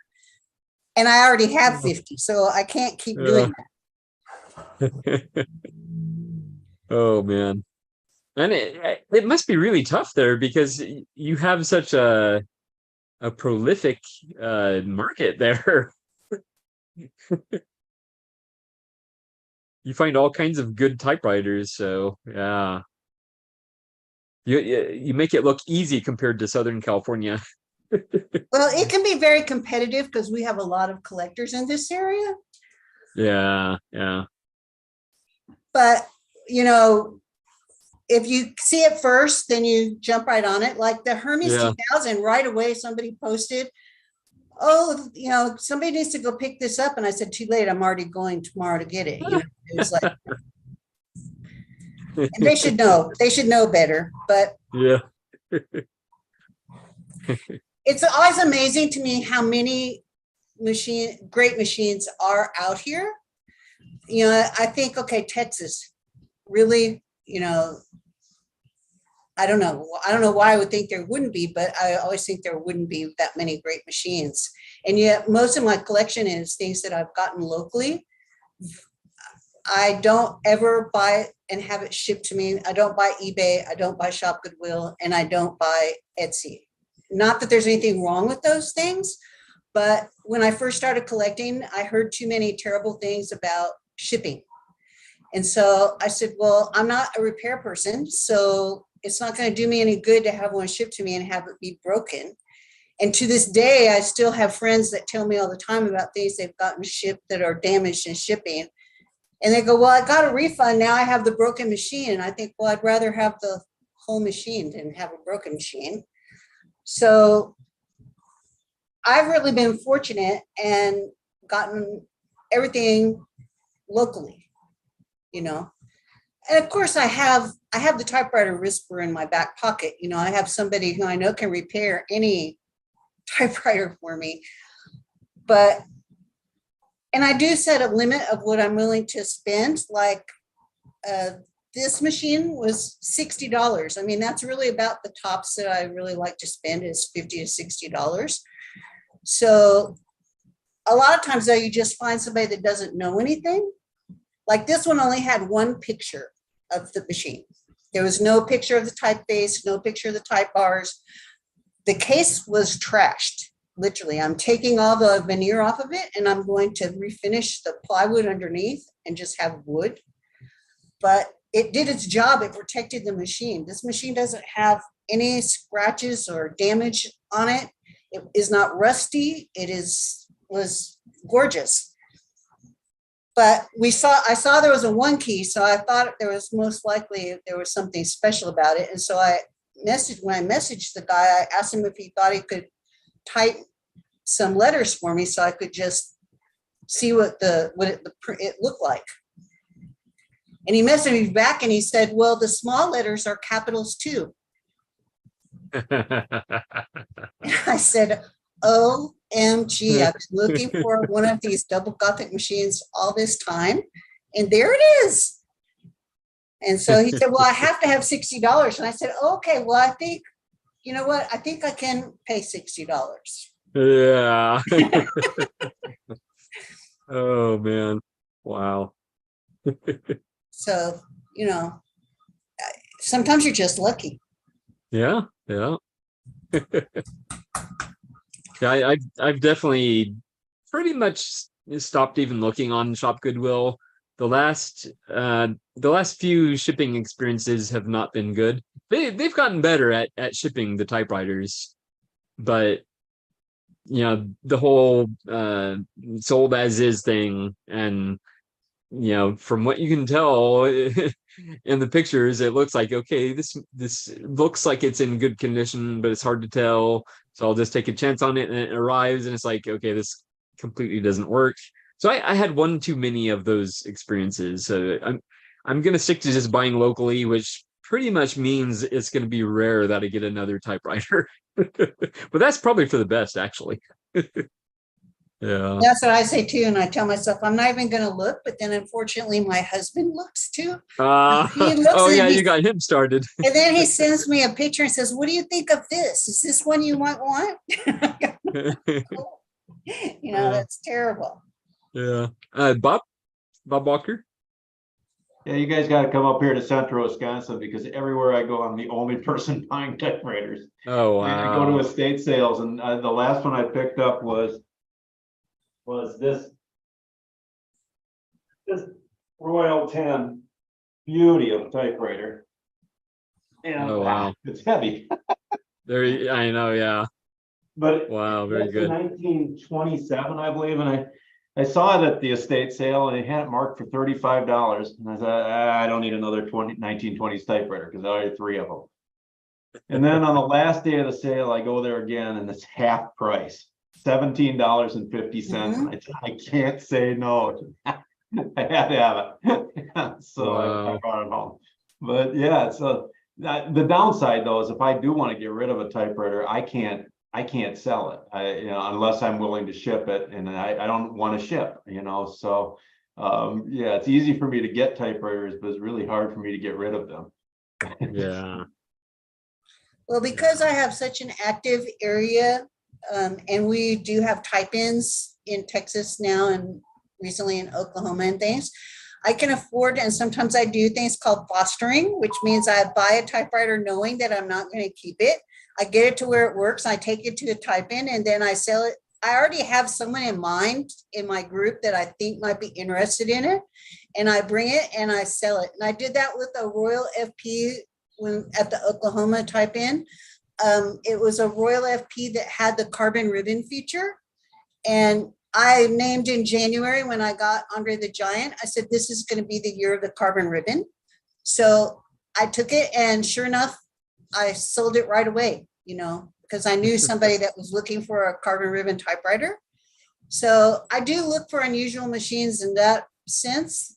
I don't like Royals. So, for me to buy a Royal is pretty weird. But, like I said, I knew I was going to just foster. It was just going to be my foster child. I did send Ted a letter written on it, but I don't really like Royals because they never work correctly for me. They don't like me either. So I have a love-hate relationship. Yeah. But, that's what I'm calling it. It's called fostering. You plan to pass it on. You just I have like it that. for a little while in your collection and you get to see if you really like it. And then, you're reminded, no, I still don't like Royals. Isn't that what we're all really just doing with typewriters anyway? Yeah, you could say that. Definitely. Definitely. Yeah. Well, anything else new with you, Susan? No, not really. I guess I just wanted to comment about regrets. Oh, yes, please I do. don't have any. I pretty much have gone full steam ahead from when I first started collecting in 2017. And I have quickly recognized that there is a ebb and flow to typewriter collecting, and it takes you a while. You have to try a bunch of different machines before you figure out what it is that you really like. And then once you decided what you really like, you just have to kind of go with it and not be apologetic about it, because that's just what you like. And so that's what I do. And then, of course, I've had so much fun too collecting all the other things that go along with typewriters or typewriter adjacent, like the staplers and the paper and all of that. You go through all of that, and it's a lot of fun, and meeting all the fun people. Looks like Brian got another stapler. Yeah. Oh, and yeah, exactly. The tape dispensers too. But yeah, I've had a lot of fun, and I've met a lot of fun people, and it's super exciting to me that everybody is having type-ins, and people are traveling to the other type-ins, and just super exciting. And yes. thank you, Gregory, for this group, because this group is super exciting too. I've met so many great people from this group, and I'm so grateful. And that's it. You are most welcome, and it's always good to see you. All right, let's see. I want to pop into the YouTube chat real quick. I guess I'll share it. It's let's see here, right about here. There we go. Yeah, so we have Sample Size joining us. Hello, Sample Size. Mark says hello. Mark is in Scotland. I asked, where are you watching from? So Mark is in Scotland. Sample Size, it says Bob Marshall, Daisy Duke jean shorts. Then Mark says, I recently bought a nice 1954 Bluebird 18B. Yeah, I think those are highly sought after, very well regarded. So that's a nice pickup. Then we have Nib and Flo joining us from Missouri, and says, I recently bought an Antares Parva 1960s from Netherlands on its way. Well, I have limited experience with Antares. I have the Antares Compact, and very good typewriter. So I think you're going to be pleased. And I know the person we're going to talk to next, who is Brian. He has. Brian, do you have a Parva, or is it a compact? I have Parva, a compact, 145, and I have 4. Wow. Yeah. So okay. Yeah, love Antares. There you go. Yeah, very cool. Very cool. And how are you? How am I? Yeah. Oh, I'm just nifty. Thanks for asking. Good. Yeah, I actually had minor surgery last week, so I'm kind of recovering from that. So this is like the most I've done in a week. Oh, wow. Yeah. Wow. So let's see. Yeah, I haven't done anything really. Okay. Just enjoying hanging out with you guys. Awesome. That's what we're here for. Yeah. Let's see. I don't think any new typewriters. Okay. No. This is my Parva. I did not just get this to show it off. It was just been sitting on the table for 2 weeks. Yeah. Very convenient. None of my typewriters are all that far away. Yeah. Oh yeah. Yeah, you can tell it's a Parva because it's got the Frankenstein neck bolts, which are Oh, little buttons that press in to hold the case on. oh, okay.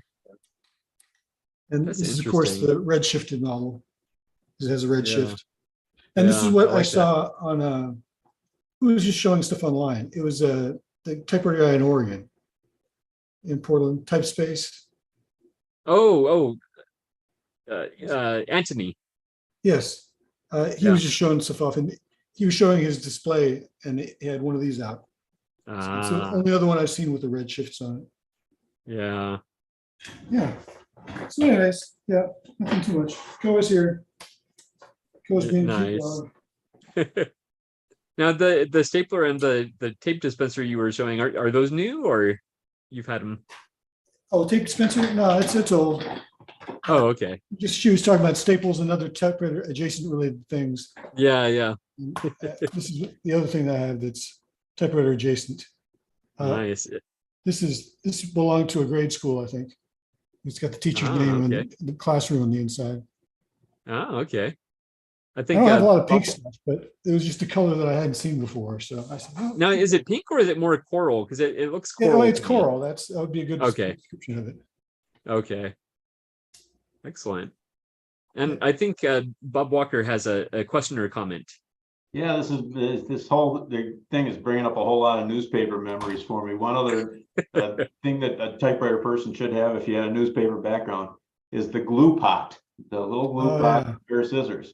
We didn't use tape or anything like that. You literally cut and paste. That's where the expression comes from. It's the old days. Yeah. If you wrote a story and you wanted to add a paragraph into it, you cut into the paper where you typed the paragraph, leaving a little bit of paper margin on either side of it, and you glued it in there. I don't know what kind of paste that was, but it was just a little round pot. They still sell those pots on Amazon. I almost bought one because I just kind of want to have one. And so I could still do a cut and paste if I had to, if I was so inclined. Yeah. Yeah. I never really did that. I did the thing where you cut words out and move them on a Xerox document. That you move something over and put it in the right place so it lines up with the previous text. Yeah, see, in the newspaper business, it was all about doing things quickly. You were writing under deadline all the time, so it's not like you didn't retype a story. It's just if you had a wholesale change, you pencil in your pencil edits if you wanted to, but if it was a bigger change, you'd type and you'd stick it in there with a piece of glue. And even the paper we used, I a lot of times I see online where people are talking about what kind of paper should I use on type. We used old newsprint. It was just the end rolls where before when the press would run out and they'd be changing the big reel, there'd be some little amount of paper left on the roll. They'd cut that into something close to 8.5 by 11 size sheets, something close to 90-degree angles on them, and that's what we wrote our stories on. And then of course you would, if it was a multi-page story, you didn't hand it. You actually would glue the pages together so that it would always stay together. That way, when it went back to the composing room, they wouldn't be missing a page or anything like that. It was one long document. Similar, not unlike what is said about Jack Kerouac's On the Road, written on a stream of paper like that. I was actually thinking when you were talking before earlier about it being quieter when they switched to computers. My experience with computers in college was we had terminals in the lab and then a line printer printing everything out. One of those impact printers that printed the entire line at a time. And those things had a noise shroud around them and they were still deafening. Yeah. Well, not exactly the same. I used to subscribe to a mailing list for bass players that was called The Bottom Line. And you start printing it out and it'd have this ASCII image of a bass that came out all at once. And oh no. And so I'd be in the computer lab and everybody working on the computer projects, and I'd hit print and this huge ASCII art thing would come out of the machine. Everyone look around, see what it was. That's my memory That's funny. of the computers being very loud. Oh, that's funny. Yep. Excellent. Well, it's so good to see you, Brian. Oh, Type In is September 23rd, Saturday. 23rd, yes, yes. Mark your 23rd. calendars. Yeah, yeah. I'm hoping to make it. So I hope so. yeah. Because Just here, boys. Road trip, Gregory. Let's go. there you go. Fun. We can hop on Because over. I was looking on the map recently because I was thinking about making another trip, and I didn't realize that in my mind, oh,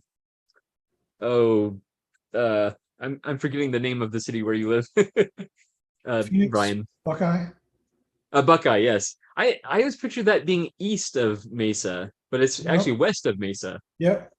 Yeah, So it's actually very- closer. That's great. Yeah, but the type in is kind of between us. So Oh, between me but and you know Ted, what? That's okay. That's okay. centrally located. Yes, yes. Very cool. Yeah. Excellent. Well, it's again, it's so good to see you, Brian. Good to see you all. Is Robert Lehman there? Maybe, maybe not. We can always come back to him.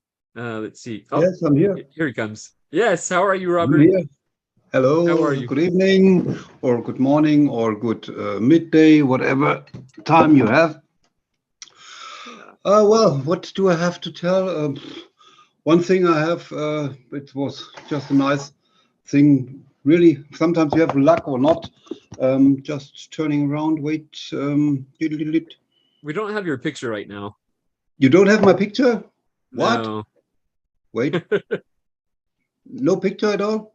Wait. no, You don't see nothing from me? No typewriter No. here? just a What black the hell? screen. Unless you're sitting in a dark room. Yeah, yeah. Okay. So wait, Turn on a light. Is there a sweater on top of your webcam? where do I take the other camera? Maybe this one works. Can you see me now, my face? No? No. Okay, so I think I have to restart. So Okay. see you in a minute. I Okay. think that's the best way. Okay. Then All right, we'll come continue, back to you. please. Yeah. So Rich, how are you doing? Hey, I'm back. Been gone for a Yeah, while. you are back. It's been kind of odd trying to time all these things with the Sunday Yeah. activities and stuff. And Oh now yeah. I'm trying to add another band to my my collection of places I play. So I'm not sure how that's going to work out if it does it all. But I have been watching a few of them. I mean, you've taken breaks too that didn't get recorded, but some exactly. of them I was able to watch. And there was, well, before I get to that, one thing I did find, I am still not actively looking for typewriters, but I stumbled upon one that I thought was kind of cool, and I can't remember what I paid. It was like That's what we all say. this is like $50, maybe 40. I forget. It was okay, but it was this one. Oh, Racing stripes. Sweet. yeah. Yeah, it's a Super G, Smith Corona Super G, designed by Gia. And I liked it. The reason I got it is, first off, it's working perfectly, but I just kind of like the color scheme and stuff on it. And it looks really solid for a machine made from 1977. Yeah. It feels good too. The keys, well, they feel plasticky. Of course, they're kind of plasticky, but not in ways, like the Bakelite or anything. Just this more of a kind of a step down, but it's still, it functions perfectly. And I kind of liken it to the other machine I was using. And gosh, if I didn't just forget the name of that other one that Robert and I were talking about that he didn't like, but I liked. And this is an American version of something similar to it, but not exactly the same. And I like that. So the only thing it needs is a ribbon. It's pretty faint, but pretty happy with it. To add it to the list. Just makes me think though that something's got to go, huh? Yeah. But that was one thing. That's a couple of weeks back. Just to make y'all jealous, I think it's 79 right now outside, but here in Central Florida. But that's because it was raining. In fact we're still on the outskirts of a thunderstorm, But we've been getting up mid 90s, feels like 105 kind of things, especially when the sun's bright out. So this is a rather low temperature for this time of year. So I guess a couple of weeks ago, is Ted on here? Or No, he left. Okay, he was talking about a hole punch, and I don't know if that got resolved or not, because he had something that looked like this, and he had a problem. I guess I should maybe just email him separately, and because I had the same problem, except that mine is different. Lighting's not too good. Apologize for that, but his had the 6 rings separated by about a 2-inch hole, and which made it a little taller, I think. But Oh yeah. when I got this, that was one of my frustrations. I love this thing. It looks like the same as his, and it's even got brown paper in it, which is very good for fountain pens and stuff. And being that it's a binder, that works really well. But I went and I found this online, and it's actually adjustable, so you can actually separate these things, and it will work with the dimensions he described. So I was gonna see if he's resolved that problem yet, and if not, I can send him this information. But I don't know whether he solved that or not. Rather than throw away the journal, which I think he Yeah, exactly. like. I think that's the most of it, except I did notice that Joe called Ted a monkey, and I don't know if anybody caught that on No. Huh?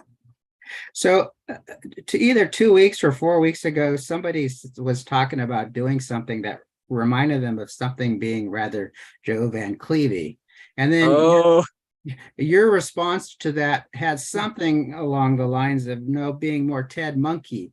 And I think I said monkish. I could have swore you said monkey, but maybe you said monkish and I heard monkey, and I just thought it was funny. Nobody caught that. But I like monkey better. Let's go with monkey. I like Yeah, that let's one go with better. monkey. Yeah, that kind of reminds me of a sketch I did, and it may not come out on this video. But this I actually made about 2019.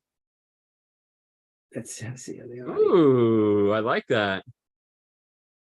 So I was just messing around with a pen and some watercolor, and came up with that. It says I'm monkey typing. Guess that's how I perceived myself at the time. Well, there is the whole thing about if you give 1 million monkeys or whatever typewriters, then they will eventually all become typewriter collectors, right? Yeah. And look at us now. That's funny. That's and just wanted to welcome Ovi. I think he came in 2 weeks ago. Yes. Thank you, Rich. I noticed that because I had been to Bucharest in 2018 and loved the place. So welcome. Thank you. That's all I have. All right. What's Well, this so good about to see you, regrets? Well, thank you. It's good to see you too. What was this about regrets? Well, it just like if you have any typewriter regrets, like the typewriter that got away, or the one you bought and shouldn't have, or anything like that. Yes. So I think the reason I'm asking is I thought this was something about routines, but I didn't even do anything about that. But anyway, the only regret I have isn't really a regret, but a situation that was frustrating. I had a 19, I want to say, really old, 08 maybe, somewhere maybe no later than 20, but it was a Continental. And I had sent for it, and some guy, I was in Germany at the time, mailed it to me through the German thing, and it came cracked. The iron was just, the bottom corner was off. I've got some JB weld. I still haven't got around to it, but I'm going to do that. I want to try and see if I can fix that. And it was it was a special thing. I mean, I had looked hard for one of those, and because it had this specific picture on the front that I liked, and when it got to me, I was so frustrated. Now he gave me a discount on it.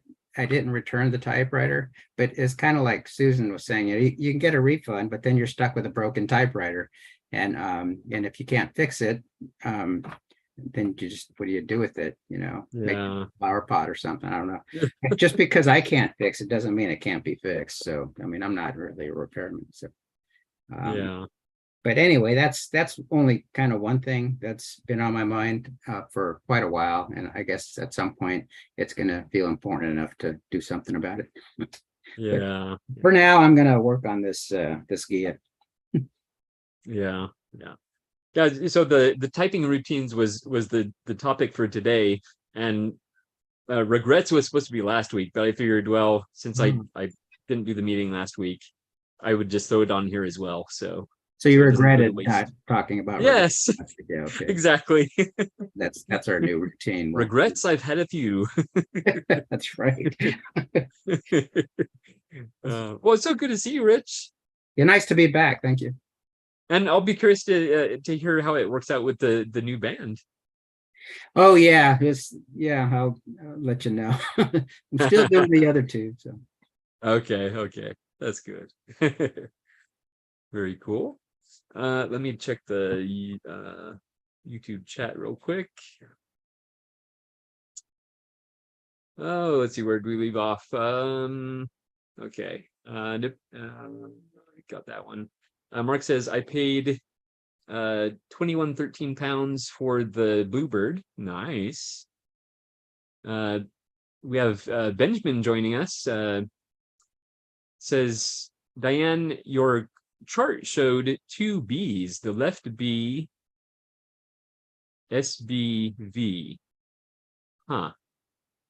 And Phil. Yeah, I'm not sure what is actually meant there, but Benjamin noticed something on your keyboard, though. Your keyboard layout, I guess. Very interesting. All right, so we're all caught up with that. And let's see here. Diane, are you available?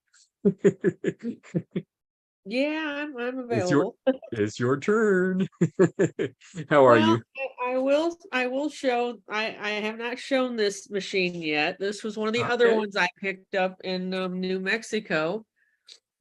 Ah, It's my Underwood 3 with the double Gothic. very All prettied nice. up. And there's one more that I picked up. It's not prettied up yet. It's in line for it eventually. In other words, I need to take the time to do it. And I think I tried to show you this before, but it's on the floor, and me and the floor don't get along, so I can't remember if I showed it to you or not.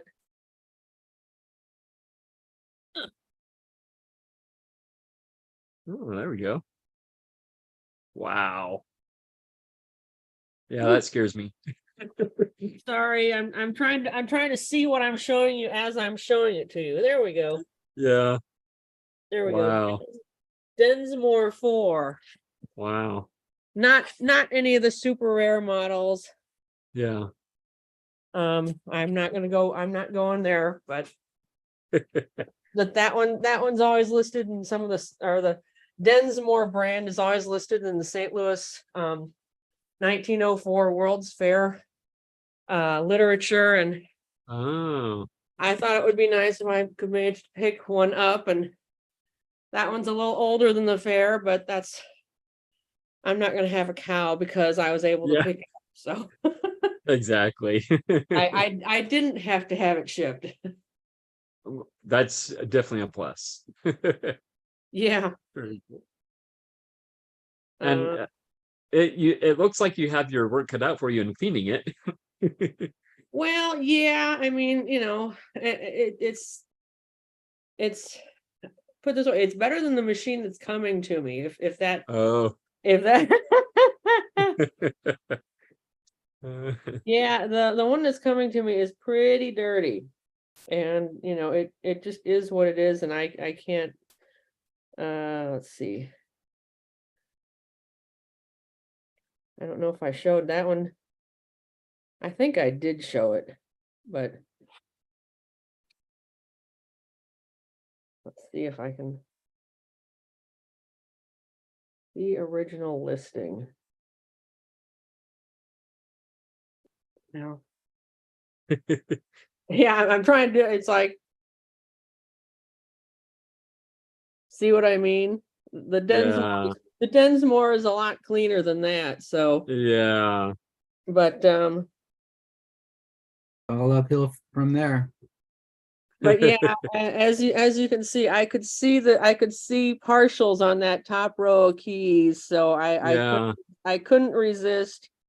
And somebody said something about what, 2 B's? Yeah, we're in a lowercase one. Oh. Yeah, this is still a Smith Premier, so you know, there's Oh, your yeah. case and Okay. there's your lowercase. So Okay. yeah, you do see 2 B's on there, but yeah, as far as the rest of it, well,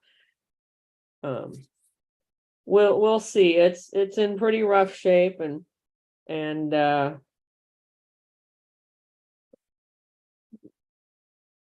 that's Wow. that's pretty rough shape. Yeah, that scares me. Well, you know, it's a lot of it looks like surface rust, and you know what? We'll see. That this is a long-term project. Yeah. Of It's course, like, I get scared easily, so. well, maybe I'll be able to get it up and running. We'll see about that. I don't know. Yeah. Yeah, if I'm lucky, I will be able to get a type sample of just those keys, you know. Yeah. And if I'm not, well, we'll see. You know, it just kind of depends. It's in real rough shape. I get that. So. Yeah.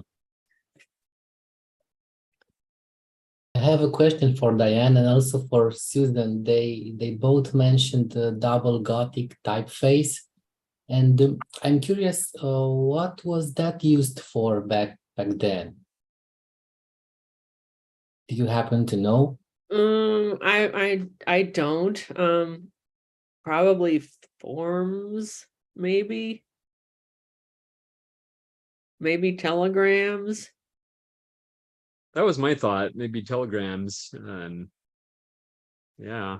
They use the double Gothic a lot in accounting as well, Ah. because typically the lowercase letters are going to be really tiny compared to a regular, even a pica script, because it's a capital, it's going to appear smaller. But yeah, they use it a lot in accounting and filling out forms. Yeah. Yeah. I've heard something that this was often used in military usage. Am I wrong or not? Well, it's different from a mill machine. A mill machine they used in telegraph and in the military, which is only capital letters. There's no lowercase letters. Okay. So this has both upper and lowercase, but the lowercase happens to be the Small capitals. Or looks like capitals. It looks like capitals. Yeah, it's just Yeah. the small Small, capitals. But Yeah. Yes. but it seems to be specific American, because in Europe I've never seen something like that. I've only seen on the database or wherever. This seems to be a specialty in the US. Oh, interesting. Well, that's interesting because my machine is of course a German machine. It's an Olympia. Obviously, it was made for export because it's got a QWERTY keyboard. I think so. That's what I think. But it's interesting, you know. I've never seen. I'm scanning all the offers around here. I would be interested in a machine like that, because it's a special kind of typeface. But I've never seen. I will ask in my chat group. Maybe they know something about it. But I've never seen a European machine with this typeface. Yeah, I have an SG1 with the Elite Double Gothic on it. Yeah, but as an export model for the US market. Mm-hmm. Yeah. Thank you. I'm happy for you, Susan, to find that great machine. I know you're so happy. Yeah. Also, Dan, I like your T-shirt. Well, I know, Yeah. for example, that thank Hermes you. does not offer a double Gothic. So they never made one. Okay. Interesting. It was never made. I would have been all over it if it had been, but Olympia did make it. It just indicates on their listings what models it was on, not necessarily whether it was for export or not for export. So, for example, the SG1, pretty much every typeface that Olympia made, you can find on an SG1 somewhere. Yep, yep. Same with, Hermes, every one of their typefaces was available on the Ambassador, mostly, and the electrics, also the late model electrics pretty much had every single typeface was available. But yeah, the double Gothic just has always eluded me. I know that Royal, of course, had double Gothic, and I'm pretty sure Smith Corona had double Gothic, but I've never found one in any typewriter until I found this one. Mm. So they're kind of difficult to find, whether it's because they're popular or whatever, I don't know. Yeah. Yeah. All right. Diane, was there anything else new with you? No, I don't think so. Okay. Well, it's so good to see you. Mhm. And back to Robert. We can see you now. So Now you can see me. Great. So Yes. one thing, I hope it works now. Now that is try. Stop. Just hit the wrong. So now Oh, okay. I'm back here. Sorry. Just changing the camera because one of my newest acquisitions. No, it's not this one. I'm talking later. It's this one. Another Valentine has made its way to me. It's really a beautiful machine, but it's really a lousy machine. It types very fast, but the tabulator runs through and whatever. It's really not fun to type on it. It's the sound is clacky and but what I can give you an example. Wait.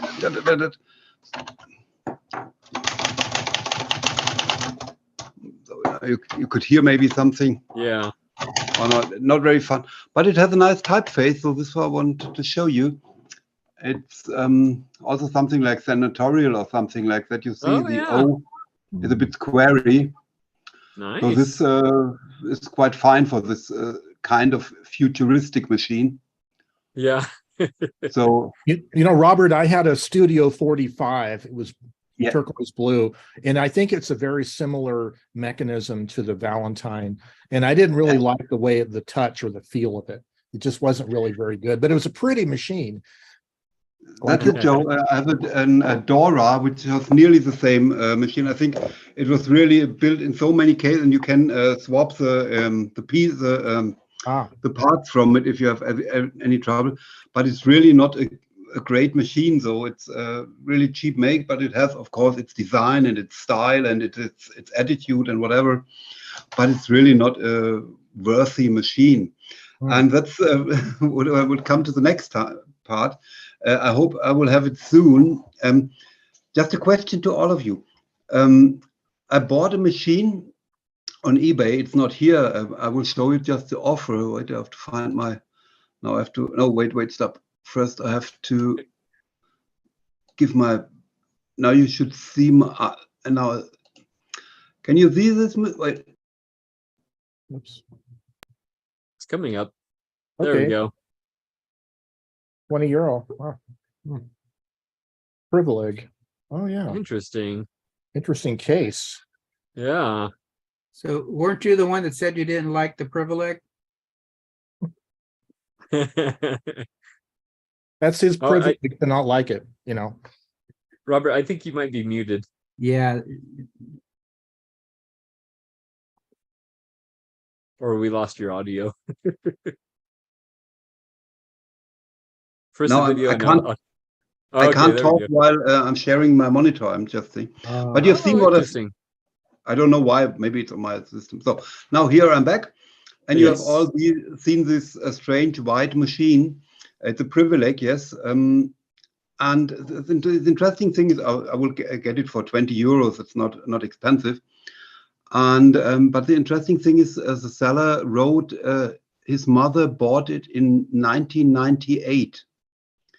So my question was really, what was the time when the last mechanical typewriters were built? Not to talk about these stupid memory keepers, Chinese crap. And I think this would be also maybe, don't know if it's a good machine. I don't think so. I'm expecting nothing, so I will be happy when I receive something.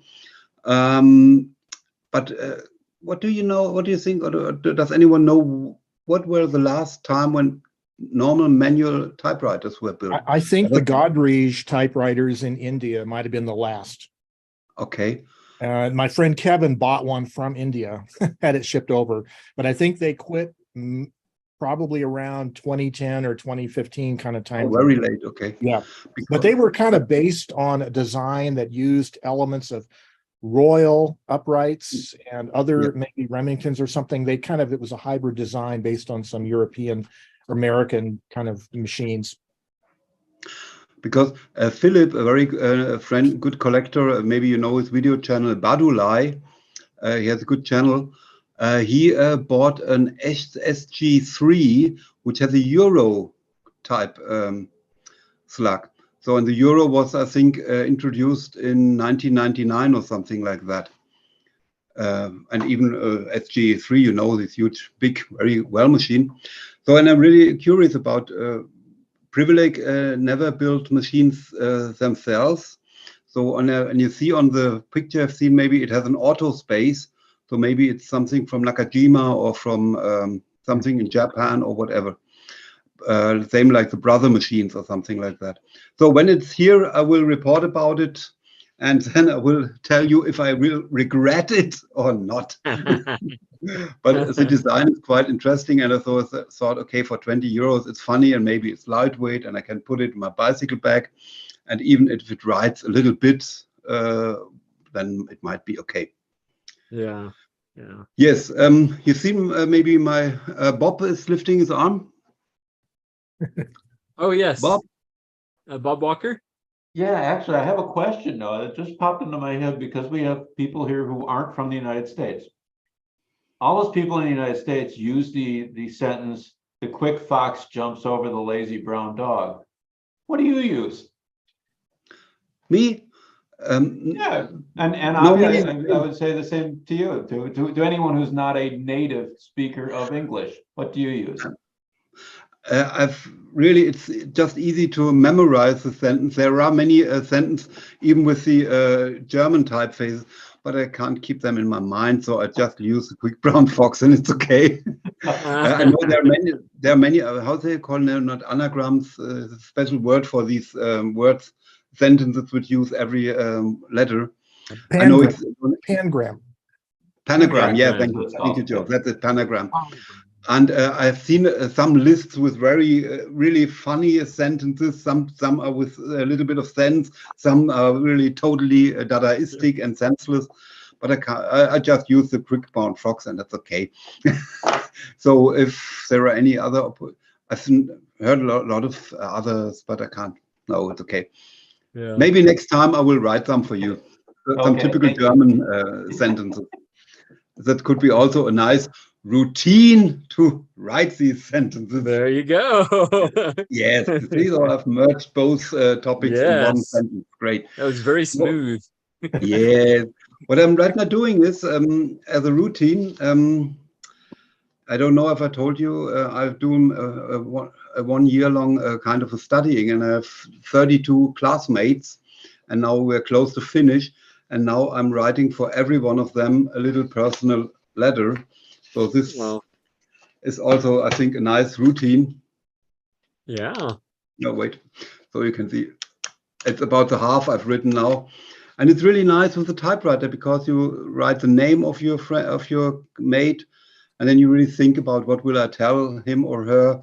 And I think it's much more personal, than like as an email or something. And I don't want to confrontate anyone with my bad handwriting. So the typewriter is really the weapon of choice.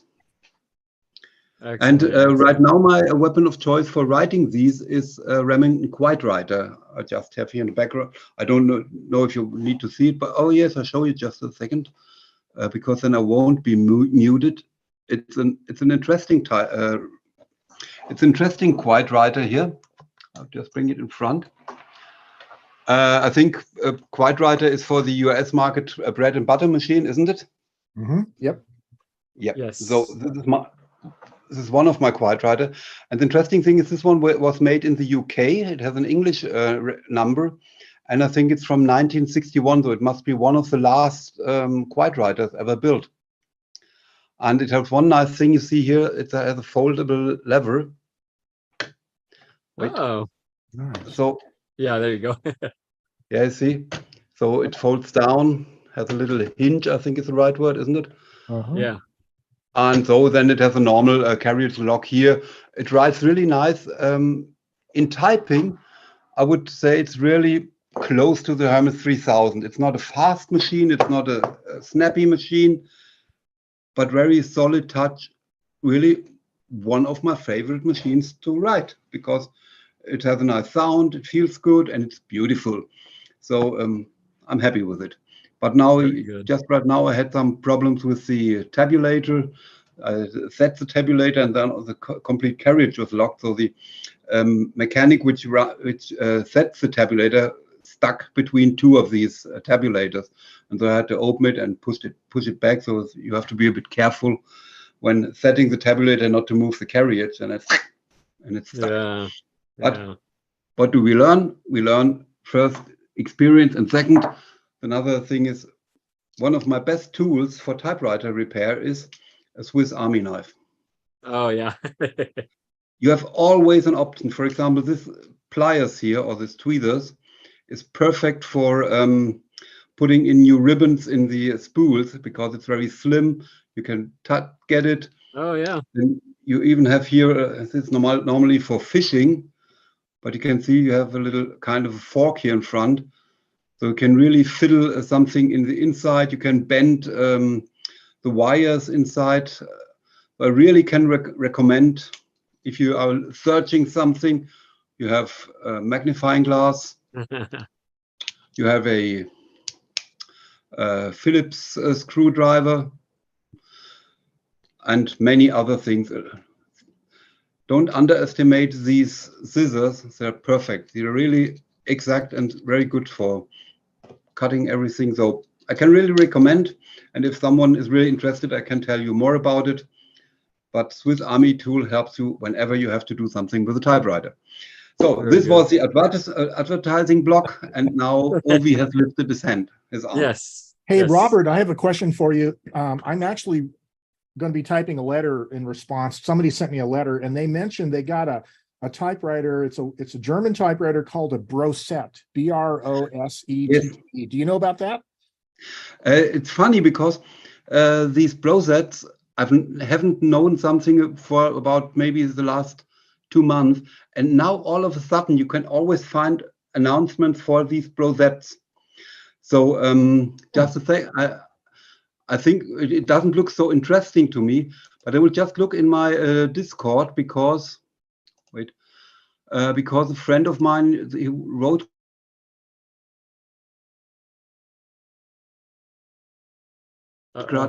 just wrote about it. Some mistake. I have to open a new tab here, this one. So I hope you can still see me. Just a second, then I can tell you something. So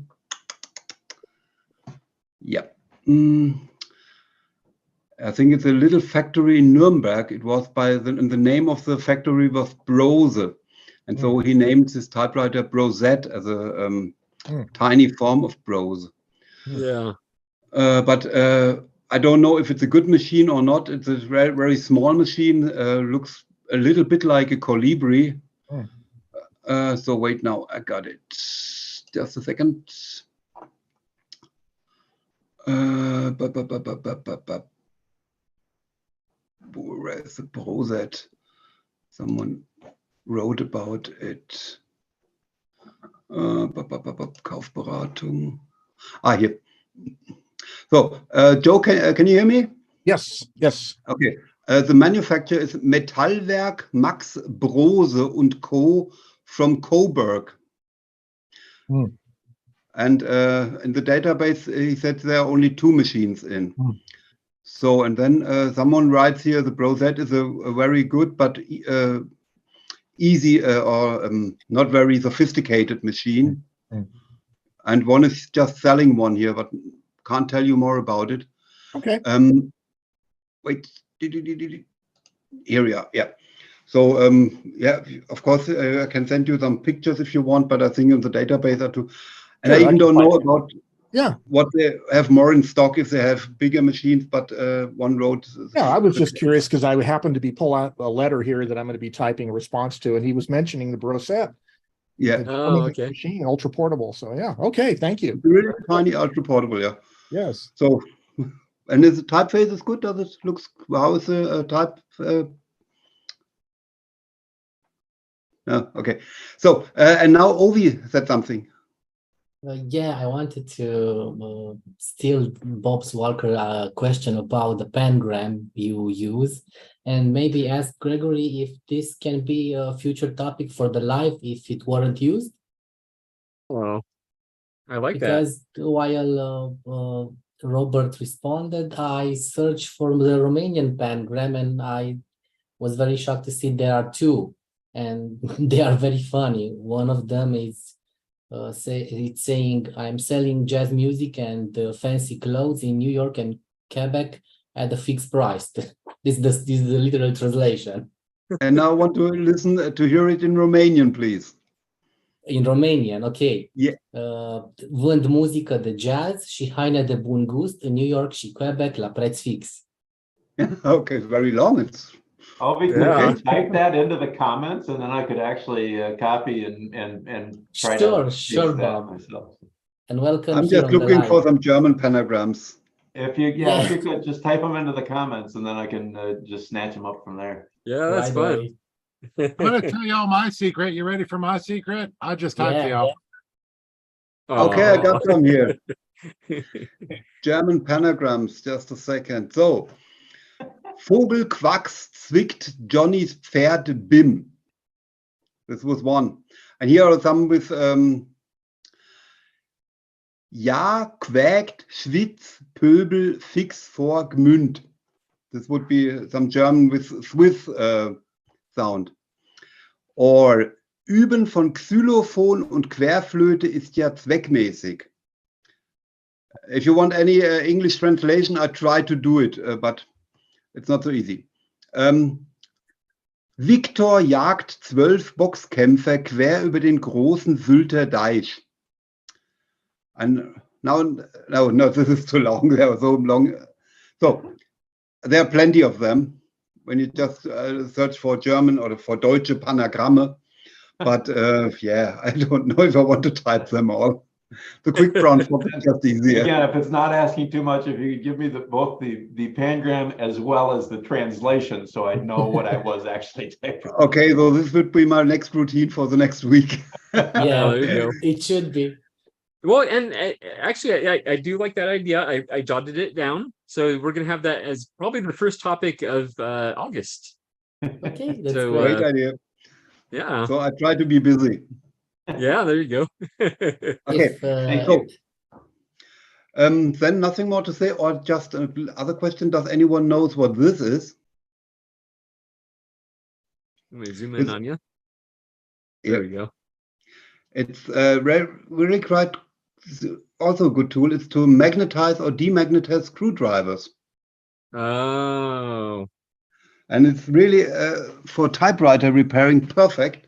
So you just take your screwdriver, go on the magnetized side, or so, and then you just move it 3 times through, and then you the screws will stick here, and you can return this effect by demagnetize, and then your screwdriver acts normal as a screwdriver as he was supposed to be a screwdriver.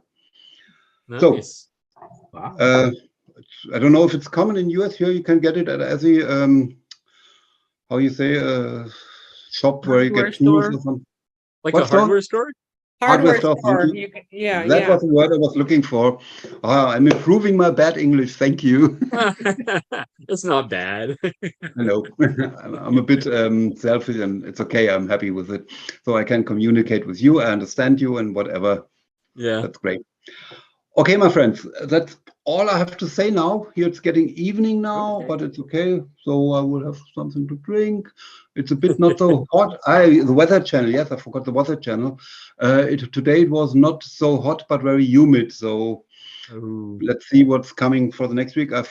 But in You're Europe, we have lucky. really problems. Italian, France, Greek is Spain is about sometimes close to the 50 degrees Celsius. So really big problems. And I've read in the US there are also some part of problems, I think. So take good care. thank you so much, Robert. Okay. Yeah. Diane is joining us again. It's been a while, Diane. How are you? Which Diane? This Diane? Yes. Oh, yeah, I'm sorry. Oh, I forgot. Yes, yes. How are Oops. you? I'm good. I just apologies. I lost my voice Friday, so it's still Oh, healing. But yeah, yeah, I know it's been a while. I've been busy yeah. working, and they have me work every Sunday, so like it's really hard for me to like attend the meeting, even though like I really want to very badly, because I felt like Yeah. I don't remember when was the last time I was here. It's been a while, Yeah. but you It's came back. been- That's all that matters. Yeah. I can only do it like every now and then when I have it off. Like I can't do it Yeah. every Sunday now. But what's new with you? Just mostly work. I mean, I'm still Oh, doing my pen pal letters. I'm still writing yeah. them. I have time. But mostly just work. But when you guys were discussing about regrets, I do have one. It's not really technically a regret, but it's more like so I have my Hermes, right? My I think my typeface was, I forgot what was it called, but it was like the square, like the letters are more square-ish. What was the name Like for that typeface? senatorial or Techno, No, type probably. techno. techno. That's it. Techno. Yeah. I don't know if it's elite or something, but it was a techno. And then I remember as I was writing letters, I was switching between my Olympia and my Hermes. But every now and then I did find myself like liking my Hermes techno font less and less, because I don't know, I just got bored with it. And then the font was like Oh, really small. I mean, that's why I'm saying like it's not really a regret, because I still like my Hermes. Like I still love the yeah. way it feels when it types, and just like the overall design. Like I still love it. I just don't like the typeface. Okay. Because one of my pen pal wrote me also in his Hermes, and then it was a different typeface. What was it called? Hold on, I can look it up.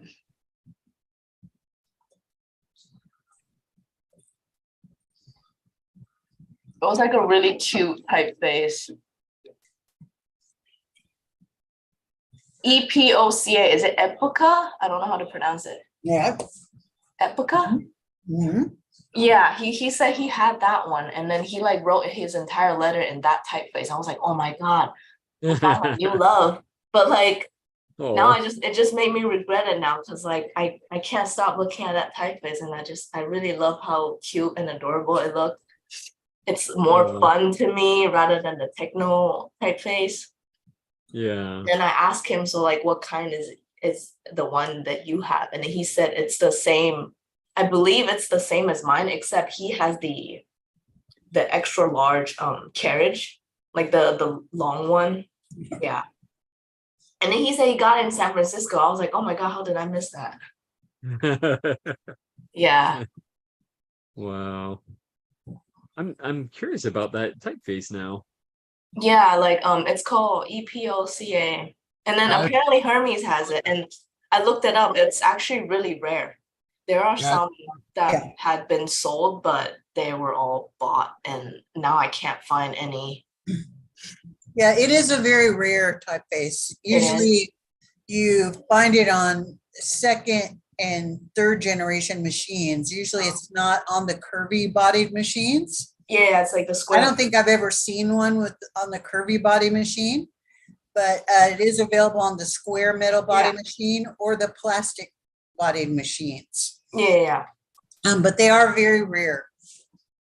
Yeah, the Apaca, I actually just redid a machine about a month ago. That was on a 63. So it's something different, that's for sure. But yeah, you can say Apaca or you can say Epoca. Oh, You Epoca. happen Okay. to be from the South, they'll say Epoca. Yeah, Apaca. Hermes calls it something else though. They call No, they it, call it the EPOCA is the name that's on their actual listing. oh, I don't have that. Let me check. So is this the one you're referring to? Yep. Okay. This is it's so cute and pretty. I just love how rounded. It's more like curvier rather than the table. It's very square. Yeah. So you like the exact opposite of the square. Yeah, exactly. Like I thought I would like it because I remember when I was like doing my research and then a lot of them are all techno. No. A lot of the ones I saw available on sale was all techno fonts. And then I was like, okay, I guess I like it. And then now the more I typed on it, I was like, yeah, the fonts are too small. And then they look square.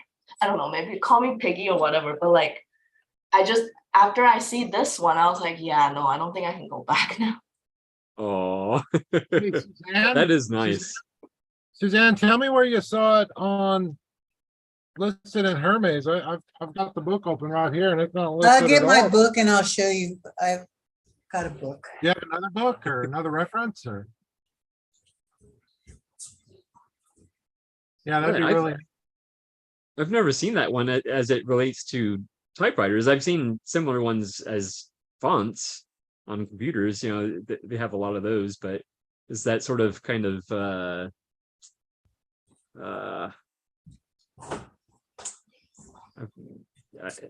words are escaping me, but yeah, but like you said, it's a fun typeface. Yeah, very friendly. Go ahead. Sorry, I wonder if anyone has that issue where like they just got tired of a typeface. But I mean, I'm assuming everybody else has a way larger collection than I do. So if they get tired of one, they could just hop over to the other one, right? I had an Olympia SM9 that had the techno or squarish typeface, and I did get tired of it, and I ended up selling it to somebody. I just found that I wasn't as comfortable using it for every possible situation, like letter writing or whatever. I just thought that it was kind of distracting to me or something. It wasn't, wasn't quite as conducive to, like, I have 3 Hermes 3000s and each one is a different typeface. And I think all of those, I like those typefaces, but the squarish kind, I just didn't get along with. That was just me though. Yeah, like to me, it just feels kind of like, not to like hate on it, but like it doesn't look as lively to me as like the other ones. Like there's not really a personality because they're so fair and square, So like to me, it's like kind of boring. Like, but then I see Epica and I was like, oh, it's kind of like it has a personality to it. It's cute, it's fun. It just pops more to me rather than like the techno squarish basic look, I guess. This is what's interesting to me about typewriters, especially ones where you can't change the typeface out, like manual typewriters, is it has everything to do with the world of typography. Like typography is its own design language, and it dates back 400 years, dates back all the way to Gutenberg, and manual typewriters, electric typewriter machines, they're all based on that. You have a fixed typeface when you buy a machine, and you kind of have to pick the typeface you like, and yeah, they all mean something. Every design choice about typography means something. There's actually a really great book written about it. It's a story, fiction. Sorry, it's a story, fictional story. It's called Mr. Penundrum's 24-Hour Bookstore. If anybody really wants to dive into typefaces, Mr. Penundrum's 24-Hour Bookstore. I love it. I listen to the book like once a year. Oh, Susan, you have a book. Yes, this is the Century of the Typewriter by Wilfred A. Beeching. Yeah. And in this book, Hermes sent them a lot of information on their typewriters, their manufacturing facilities, and typefaces. Huh. And so there's a listing of all of the typefaces that Hermes made, and it tells you what the spacing is in millimeters, and then has a sample of it. And then there's also a chart that shows which machines that typeface was actually installed in or was available in. So you can go and look and see which typeface that you want. Wow. And I'm sure this is available somewhere on the internet too, but this is a really comprehensive list. So it And- does, Hermes titled the font. And right here, under Modern Imperial, it has the Epica. Right. Okay. And right ahead of the Techno, in parentheses, Square Elite is the Epica. Yeah, okay, so Monk's book doesn't have that, and I had to put the two together for this customer and say, yes, it's a Techno Square Elite or an Epica. So I'm gonna make that note. I just assumed Epica So- was This someone book is available, Bob, on the, I mean, you can still buy it today. what year was it published? Well, this particular copy is from the 70s, but Sure. there's a newer version of it that's available in paperback that you can get, Nice. and I highly recommend it. It's an awesome book because not only does it have, I mean, it has information from all the different typewriter manufacturers in it, and they sent it in to Mr. Beeching himself. And of course, he was a fascinating person. He had his own typewriter museum, which is no longer, but it also has all of the different types of keyboards. So if you find a foreign keyboard and you're trying to figure out what it is, that's really a lot of fun too. Yeah, what was the name of the book again? It's called Century of the Typewriter.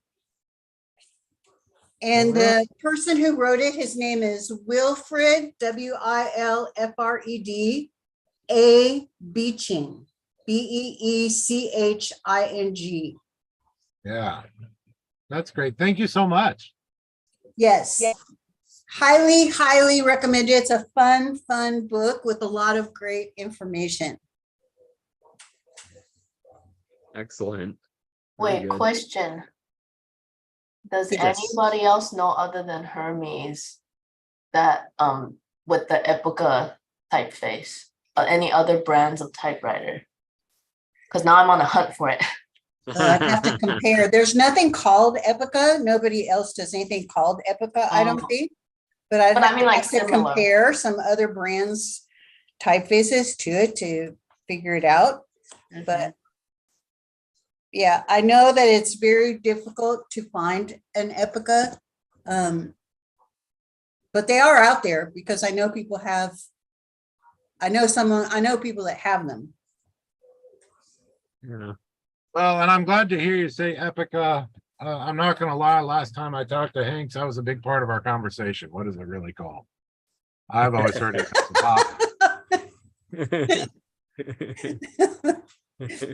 Yeah. But I say pica, not pica, so there you go. There you go. Like I said, I just go through and do my own thing. Nice. I gotta go meet with a customer. Good to see y'all guys. Oh, Thank very you. Good to see cool. you too, Bob. Diane, Thanks, thanks Bob. for bringing that topic. That really helped us. Who would have thought? Bye, you know? Bob. See you guys next time. Bye. Bye, Yeah. Bob. All right. So anything else new with you, Diane? Oh, say that again. Anything else new with you? No, not much. Okay. Oh, I'm Okay, still but- searching for a princess. Oh. Looking No, for Joe has one there on his princess. desk. Huh? Joe has one there on his desk. Joe, wait, I show had me. one on my desk. Now I have the cleaver. Oh, it's a different one. Yeah. Oh, you switched Oh. on us. I switched. Yeah, I switched to Oh, different. I didn't Yeah. notice. What Yeah. color princess was yours? Mine is the drab, silver gray, boring. It's not really a princess. It's more of a charwoman. Oh, Diane, if you want a princess, you should go in Austria. There are tons of princesses listed there. really? Oh, wow. Yes, I'm watching them daily. Germany too. There are so Yeah. many. Oh, yeah. But I think the shipping is the problem. So you can Yeah, find them for 20, 30 euros, but I think the Yeah. shipping would be the problem. Yeah. If you really want to have one, same to you, Gregory, I haven't forgotten about your Oh, yeah. orange traveler. So we can check something out and then we can do something like this. But I don't know. I think I have one princess, but okay, it's not in very good shape. And I have to say, I don't like it. For me, it doesn't feel very well. I like it it feels so floppy and not so great. It's beautiful, definitely, yes, but it's for me not.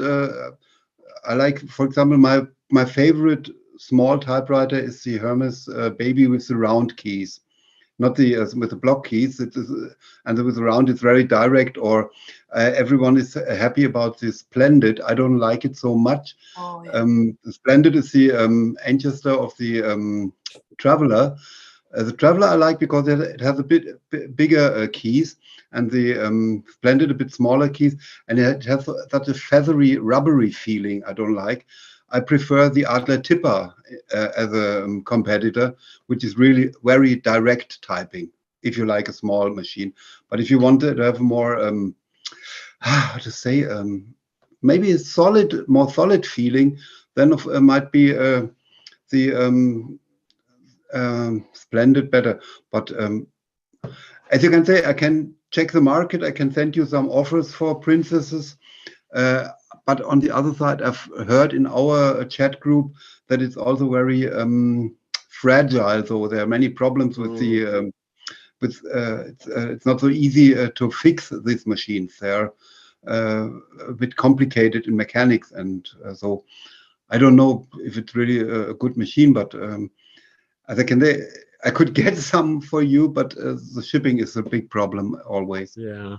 So So, Diane, just comparing my princess with my Olympia Splendid 33, I think I like the Olympia Touch better.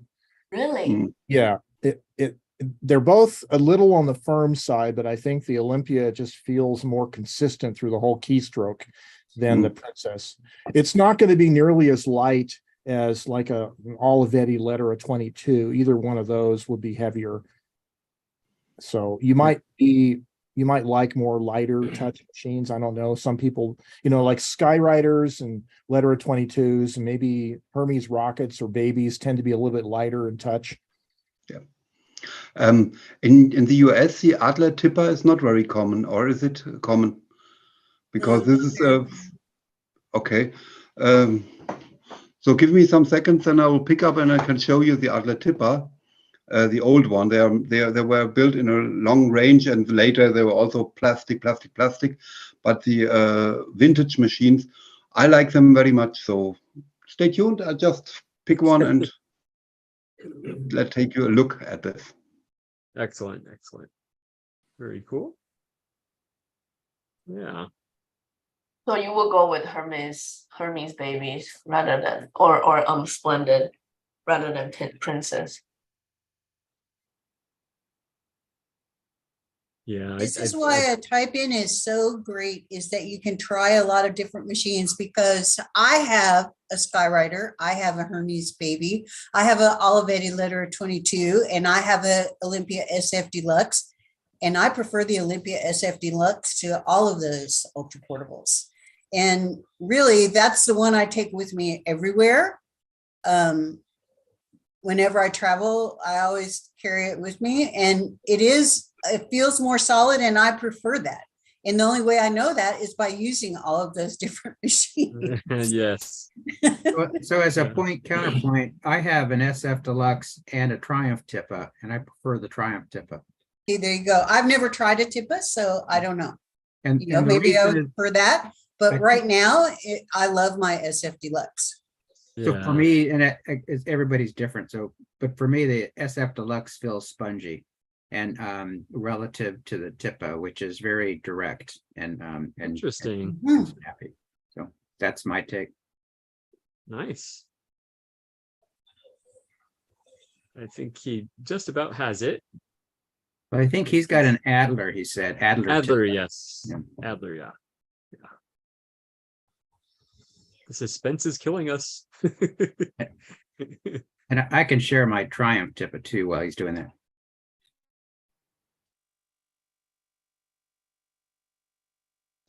Yeah, the Tipper has a long history. There's also the Gosen Tipper, which is in metal and it's a bit more heavier. And the case of the Adler Tipper is plastic. The lid of the Adler Tipper is plastic, but it's very solid. It's okay. And just a second, stick it together. And this is, where is it? Doesn't it have paper support? Here. Yeah, there's one. Here it is. This is the Adler Tipper. I think it's really beautiful, isn't it? Yep. And so very elegant, clever here, piece of Oh art. yeah. Definitely. And a long, very long paper support. Take care for your eyes. You have to wear protection. Yeah. And now I'm getting just a piece of paper. It has a carriage lock. And then, this is a 10 CPI. I have another one in 12 CPI.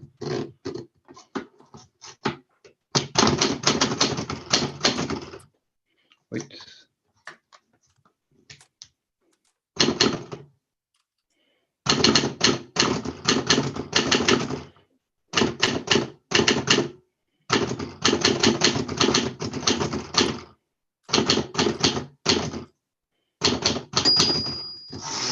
Ooh, nice bell. Yeah. When was it built? Just take a look. This is from 1969.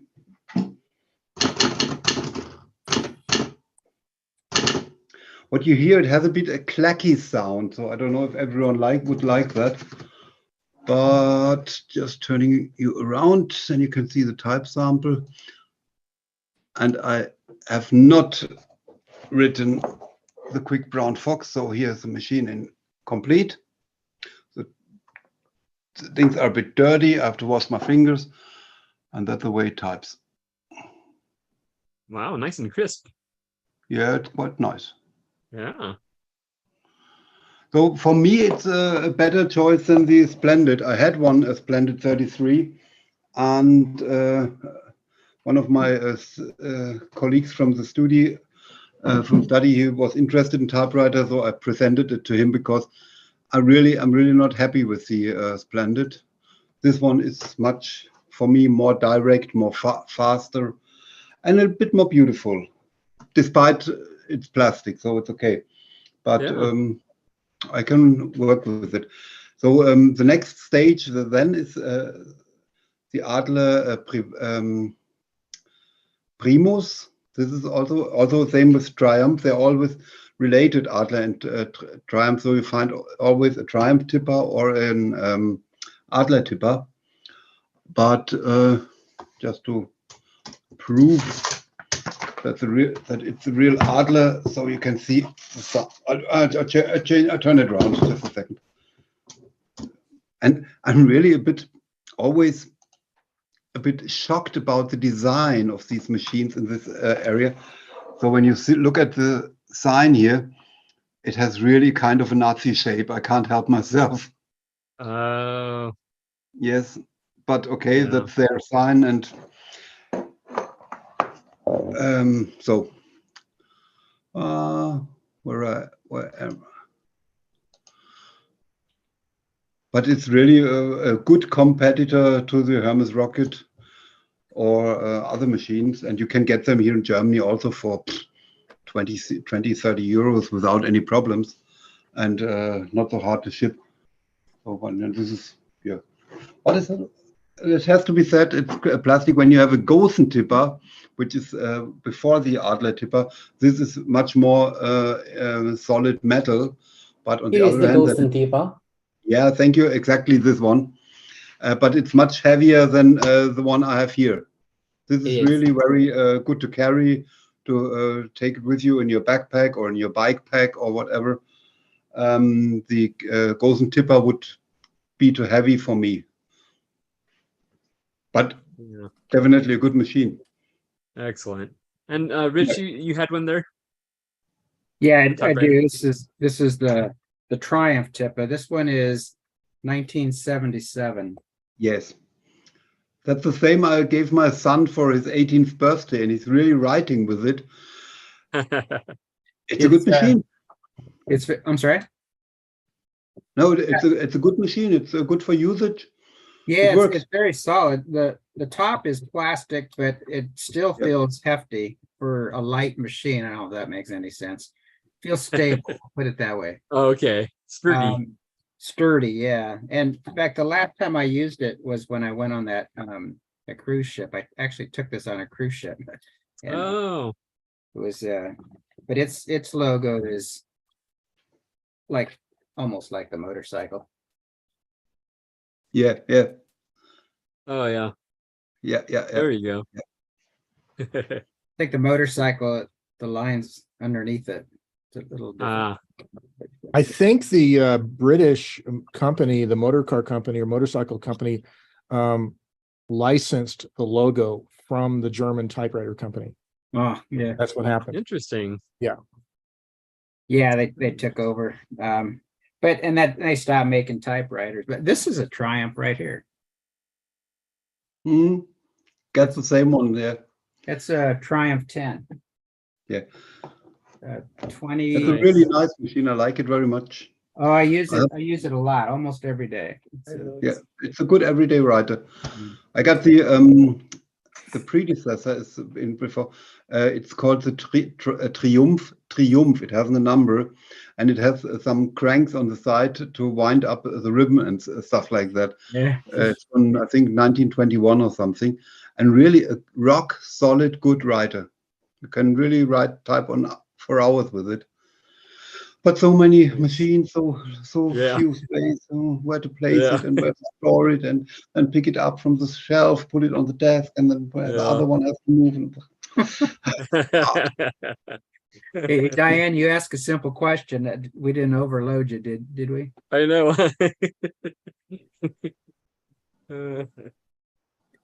Excellent. All right. We have under 15 minutes left, and we still have a few people to talk to. So, he's hiding right now. But Greg, is this your first time? I think this is your first time on here. Maybe you can't hear us. Okay, we'll move along. Let's see. Arthur, how are you? Oh, all right. Actually just kind of getting ready to go into work for a little bit.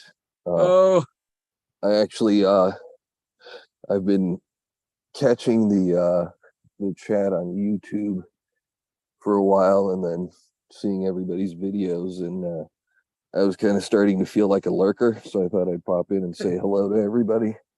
that's awesome. Yeah. Yeah, I actually I work at the Writers Guild, so we're kind of Oh, busy with a dual strike right now. yeah. I'm not on strike. I work for the union, but also there wasn't a chat last week, but the week before that, Ovi got on, and Yes. I happen to be a Romanian expat, so I thought maybe it was a sign that I should hop in and say hello. That's very Hi, Arthur. cool. Hello, Arthur. So nice to hear Bună from you. ziua. Sau Salut. bună seara. Bună seara. Vorbesc nu prea multă română, că am plecat când am fost 6 ani. Sorry, that's what Romanian sounds like. That's a surprise. He said that he's not. And mine's really bad. But yeah, I'll have to drop you a line in Sure. English. That's so cool. Arthur, do you have any Romanian typewriters? No, I wish I did, and I've been trying to figure out if what was out there, and since Ovi dropped in, I thought I'm on I did go to Type Pals and put my data in there. So yeah, Excellent, you know, it was interesting. I actually, and every time I listen to you guys, or I listen to a podcast or Austin Typewriter or whatever, I'm always kind of taking notes. So I think it was Diane that had the book. I found a hard copy on Biblio, which actually is a good place for odd books. Oh yeah. And actually, there was another book somebody mentioned in the podcast that I went and got, but I happened, just by happenstance, to find for $3 this weird The History and Development of Typewriters from the London Science Museum. And it's almost like a little catalog guided tour to some of the machines they have. And oddly, at the beginning of it, they actually have very technical drawings of all the development of typewriter mechanisms. Really odd find of ephemera. But yeah, I mean, I you know, it's interesting that because I got into typewriters in the late 80s, early 90s. When I was in high school, I was doing fanzines, so you know, there wasn't Quark or any of the computer publishing stuff. So that's how I got into typewriters, and then I would just pick them up because I liked them. And I actually live in I'm in Los Angeles in the Valley. And at the time it was pretty easy. Any thrift store you went to had typewriters. People weren't into them, and you could buy them for $5. But I got kind of back into it early 2000s when I think Strike Through was around, and it was kind of the typosphere before YouTube hit. Yeah. And then I kind of got busy with life, and then couple of years ago, the what was it? I think a video from Just My Typewriter popped into my Instagram or something, and I clicked on it. I was like, oh, that's interesting. Let me search and see if there's any other typewriter videos. And of course, I saw Joe and then Phoenix Typewriters, and you know, I have been pleasantly surprised in dropping in on you guys that it's actually a very well developed and interesting community.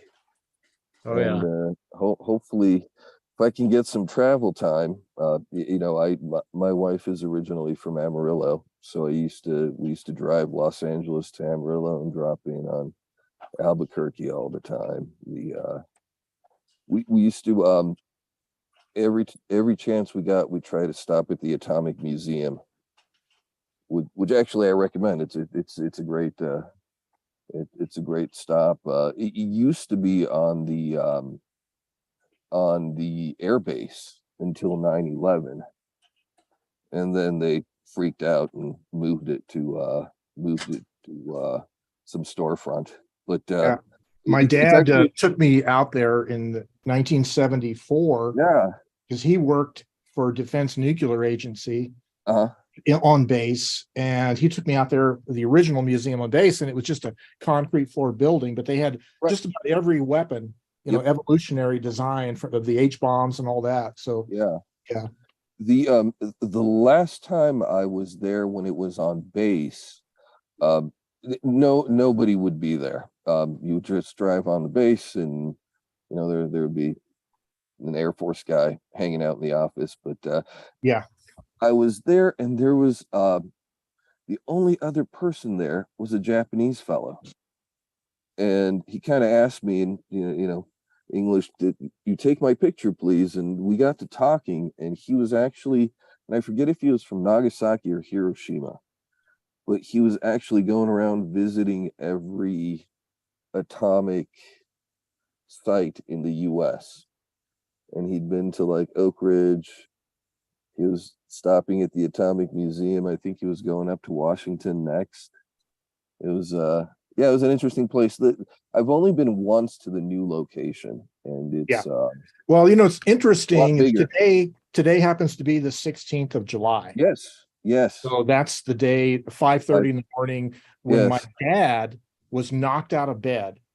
He got out of the war early. He was back in Albuquerque, living in downtown Albuquerque at my his dad's house. 5:30 in the morning, he's knocked out of bed. The whole city shook from the test, 110 miles away.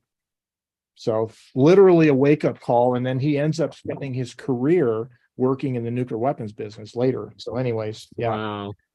But yeah. Amarillo yeah. had, Pantex plant. Yeah. And nobody used to talk about it. It was like this weird, don't talk about Pantex. Yeah, that's right. Yeah, it's so, yeah, I mean, it's that's the thing. I'm actually really and of course the movie's coming out, Oppenheimer's coming out in a couple weeks, so everybody's excited about that. Yeah, it was actually the last movie that got publicity before the SAG strike. Yeah. They actually started showing the movie, the strike was called, and the actors actually walked out right before the movie. They did all the pre publicity, but so yeah, Los Angeles is kind of on edge. Actually, there's also a big hotel strike, Los Angeles County, and I think Orange County, either Orange County or Riverside, but all the union hotels are on strike right now. So it's actually kind of cooled off today, so it's only not high 90s. It's kind of been hitting up about the hundreds in the valley. I know I saw Furnace Creek may actually hit 130. Wow. Or more this week for a new record. Oh my. So luckily there's no global climate change though, Yeah. One typewriter question I have, and it's actually I've gotten two machines that I got to track it down. The capital letters shift low. Which I'd never seen until I got these two machines. And I think, Joe, you may have had a video how to adjust that. Yeah, just about every machine has adjustments for that. I'd never seen it until I got I think one of them's what is it? One of them's a Safari, like a 67 Safari that I got just because I drive a GMC Safari. So I thought, what better typewriter to leave in the car than a Safari in the Safari. So, but and my favorites, and the one thing, and it's just nostalgia, that my first typewriter was a Galaxy 12 that we used for fanzines, which is pretty good because they'll take a lot of punishment. You can those late 60s, early 70s Smith Corona machines. If Ted Monk was here, he would be able to tell you exactly where those adjustments are. But basically, if you operate the shift key on your typewriter and look underneath it and see what's limiting the travel of the up and down motion, you'll find a couple set screws, and those set screws are the adjustments for it. And generally, you want to do the uppercase first. So in other words, type your tallest letters, like your parentheses and your ampersand and the fraction key, and make sure there's not any shading. In other words, the top and bottom of the characters are printing equally light or equally dark, and then match the lowercase to the uppercase. Okay. learn something every time on here. That sounds so complicated. Are you talking about adjusting the type bars? No, this is the on feet and motion is what the technical term is. Basically just the upper and lower case so that the bottoms of the letters are even with each other. That's the one adjustment I successfully did. So if I can do it, anyone can do it. So Gregory is a perfect case point right here. Yes. If you can do it. If Gregory can do it, you can do it. Oh, I was so proud of myself. Oh my goodness. It's just finding those adjustments. Yes, yes. And Yeah. I guess And I before we think it's get too late, I wanted to say hi, Mike Durling. Hi there. Oh yeah. Thanks for all what you do for One Type Page, by the way. I appreciate it. Yeah, definitely. Definitely. Yeah, Excellent. so Well, I'll be around. Please get in touch. yeah. My info's on the Type Pals. Awesome, awesome. And you're definitely one of us now because now you've been on camera, so Yeah, but one of us. excellent. Well, thank you so much for being here, and I do hope you join us again. Yeah, I'll pop in next week. Usually Very I'm good. kind of a late riser, but this is actually motivational to get up a little earlier. There you go. Well, we used to start at 9, so it's Oh better yeah, now. I noticed that. And Yeah. yeah, I usually let the dog out and then go back Oh, to sleep, and he's about 14, so he falls back asleep after he goes out too. It's yeah, yeah. he's a large bull terrier, Ah. which are a Excellent. handful. Yeah. But yeah, so nice meeting everybody. Nice meeting you too. Diane, you had your hand up? Yeah, I have a question. Do you know if we'll have a meeting on the 23rd this month? Yes, we We will. will? Okay, Yes. perfect. Because I actually told one of my like real life friends, not that like my Type House friends are not real life friends, but I mean like personal friends. We know Yeah. what you mean. I told her about Typewriter because she told me that she used to have a really old one, and then she moved to, where was it? I think it was Idaho. And then I wrote her my very first letter, and then she said, oh, before I wrote her a letter, we were talking in text, and then we met up in person, and then she was down to do pen pals. So I was like, okay, let's do it. And then so yeah, she lives in Idaho, and then I told her, well, I'm attending. If they have a meeting on the 23rd, I'll be there. And she's like, oh, great. Can I join you? I was like, yeah. So maybe that's why I wanted to make sure we have a meeting. Yes. Maybe she'll hop Yes. on. And then Very cool. Yeah. That's awesome. Spread the word. yeah, I told her about it. I was like, you should sign up, join a membership. That way you can like be a part of the member. She's like, yeah, okay. So I Very told her all the cool. information. And yeah. Oh, thank you so much. Yeah, That's no awesome. problem. Yeah. Very cool. All right. So we still have a few people left. Greg, can you hear us now? Yes. Yes, you. Can you hear me? Yes. How are you? What's up? Not too much. I don't think you've been on before, right? No. You guys have it on Sundays, and I got kids on Sundays. Ah, But, okay. Yeah, soccer games and swim lessons and whatever else. But today it's rained out. So. Oh, okay. But I Very watched cool. you. I think you post some of them on like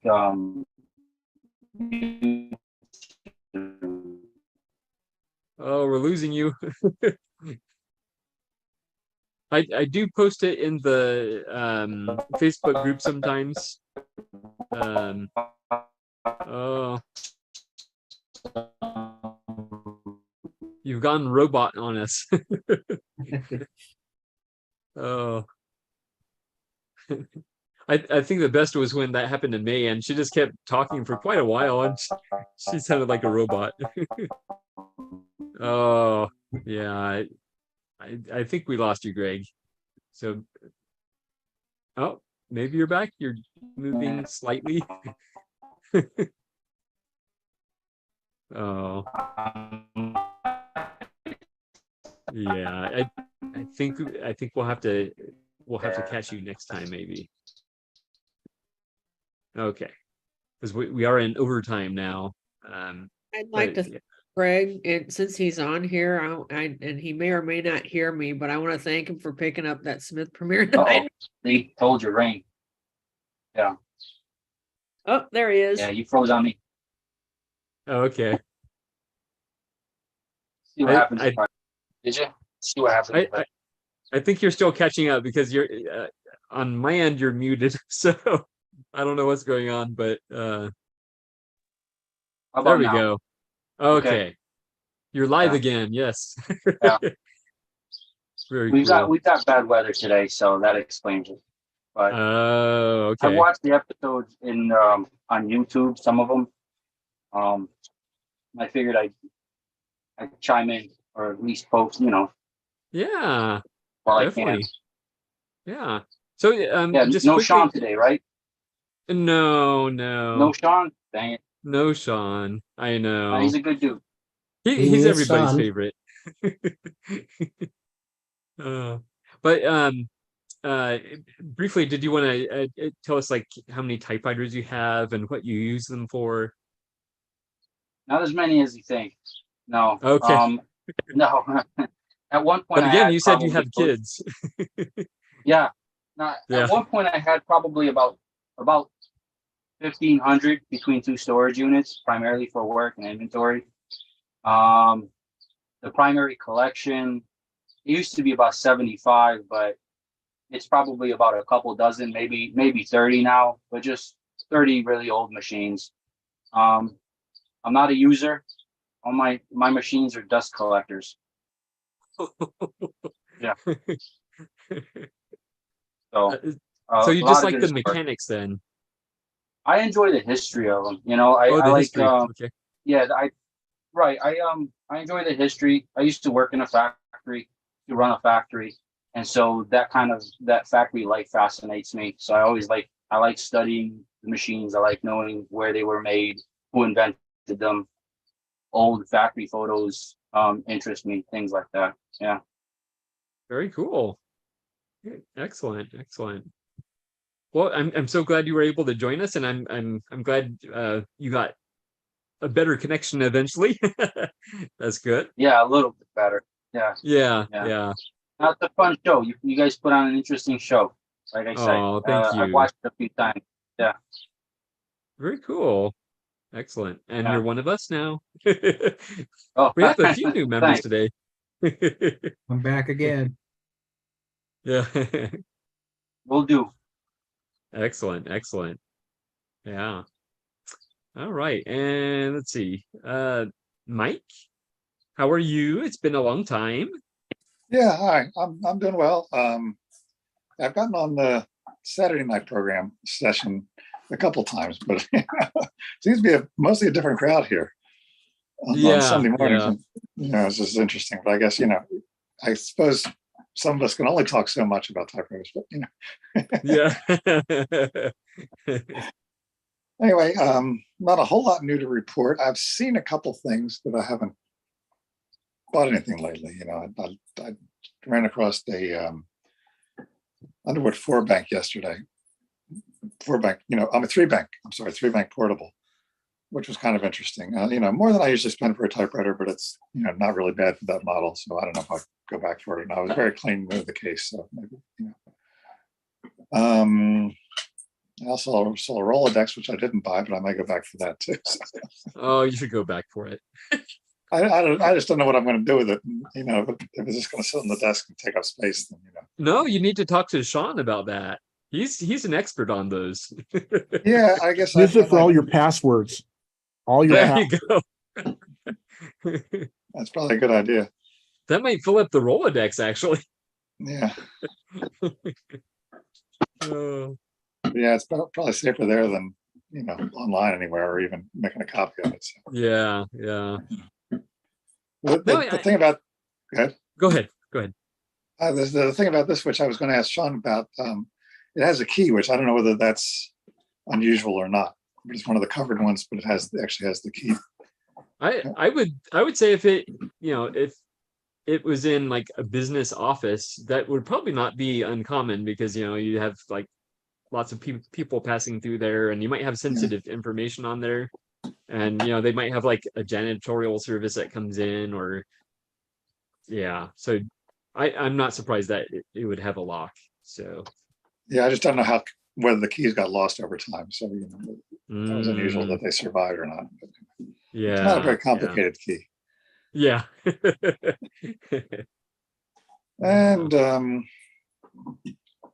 to think what else I've seen that I haven't bought. I mean, you know, I'm actually starting to use things a little bit. Started trying to catch up with my letter writing. I don't think anybody on here is waiting for a letter, but you know, several people are. So I'm trying to get through them. You know. So, yeah. You know, so I get behind sometimes, and now I'm a couple of months behind, but I'm slowly getting caught up. Yeah. Of course, then people, you know, I write stuff and people answer me so that I'm not very caught up. So, you know. Now I'm curious about one type page. Have you are you just helping out there, or did you take it over, or what's the story there? Because it seems like you're doing the posts more often now.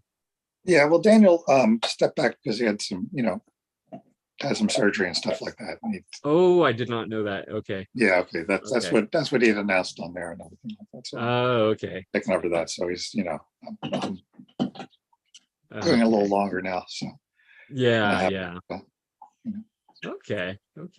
yeah. So that's you know, and it's, you know, well, you've seen it's, you know, we've had some little controversy, which happens all the time, you know. And, you know, Yeah. I just sort of yell at people and other behavior. So, you know, Yeah. see how it goes. Yeah. You know, just people get heated and talking about things and stuff like that. So it's, you know. Yeah.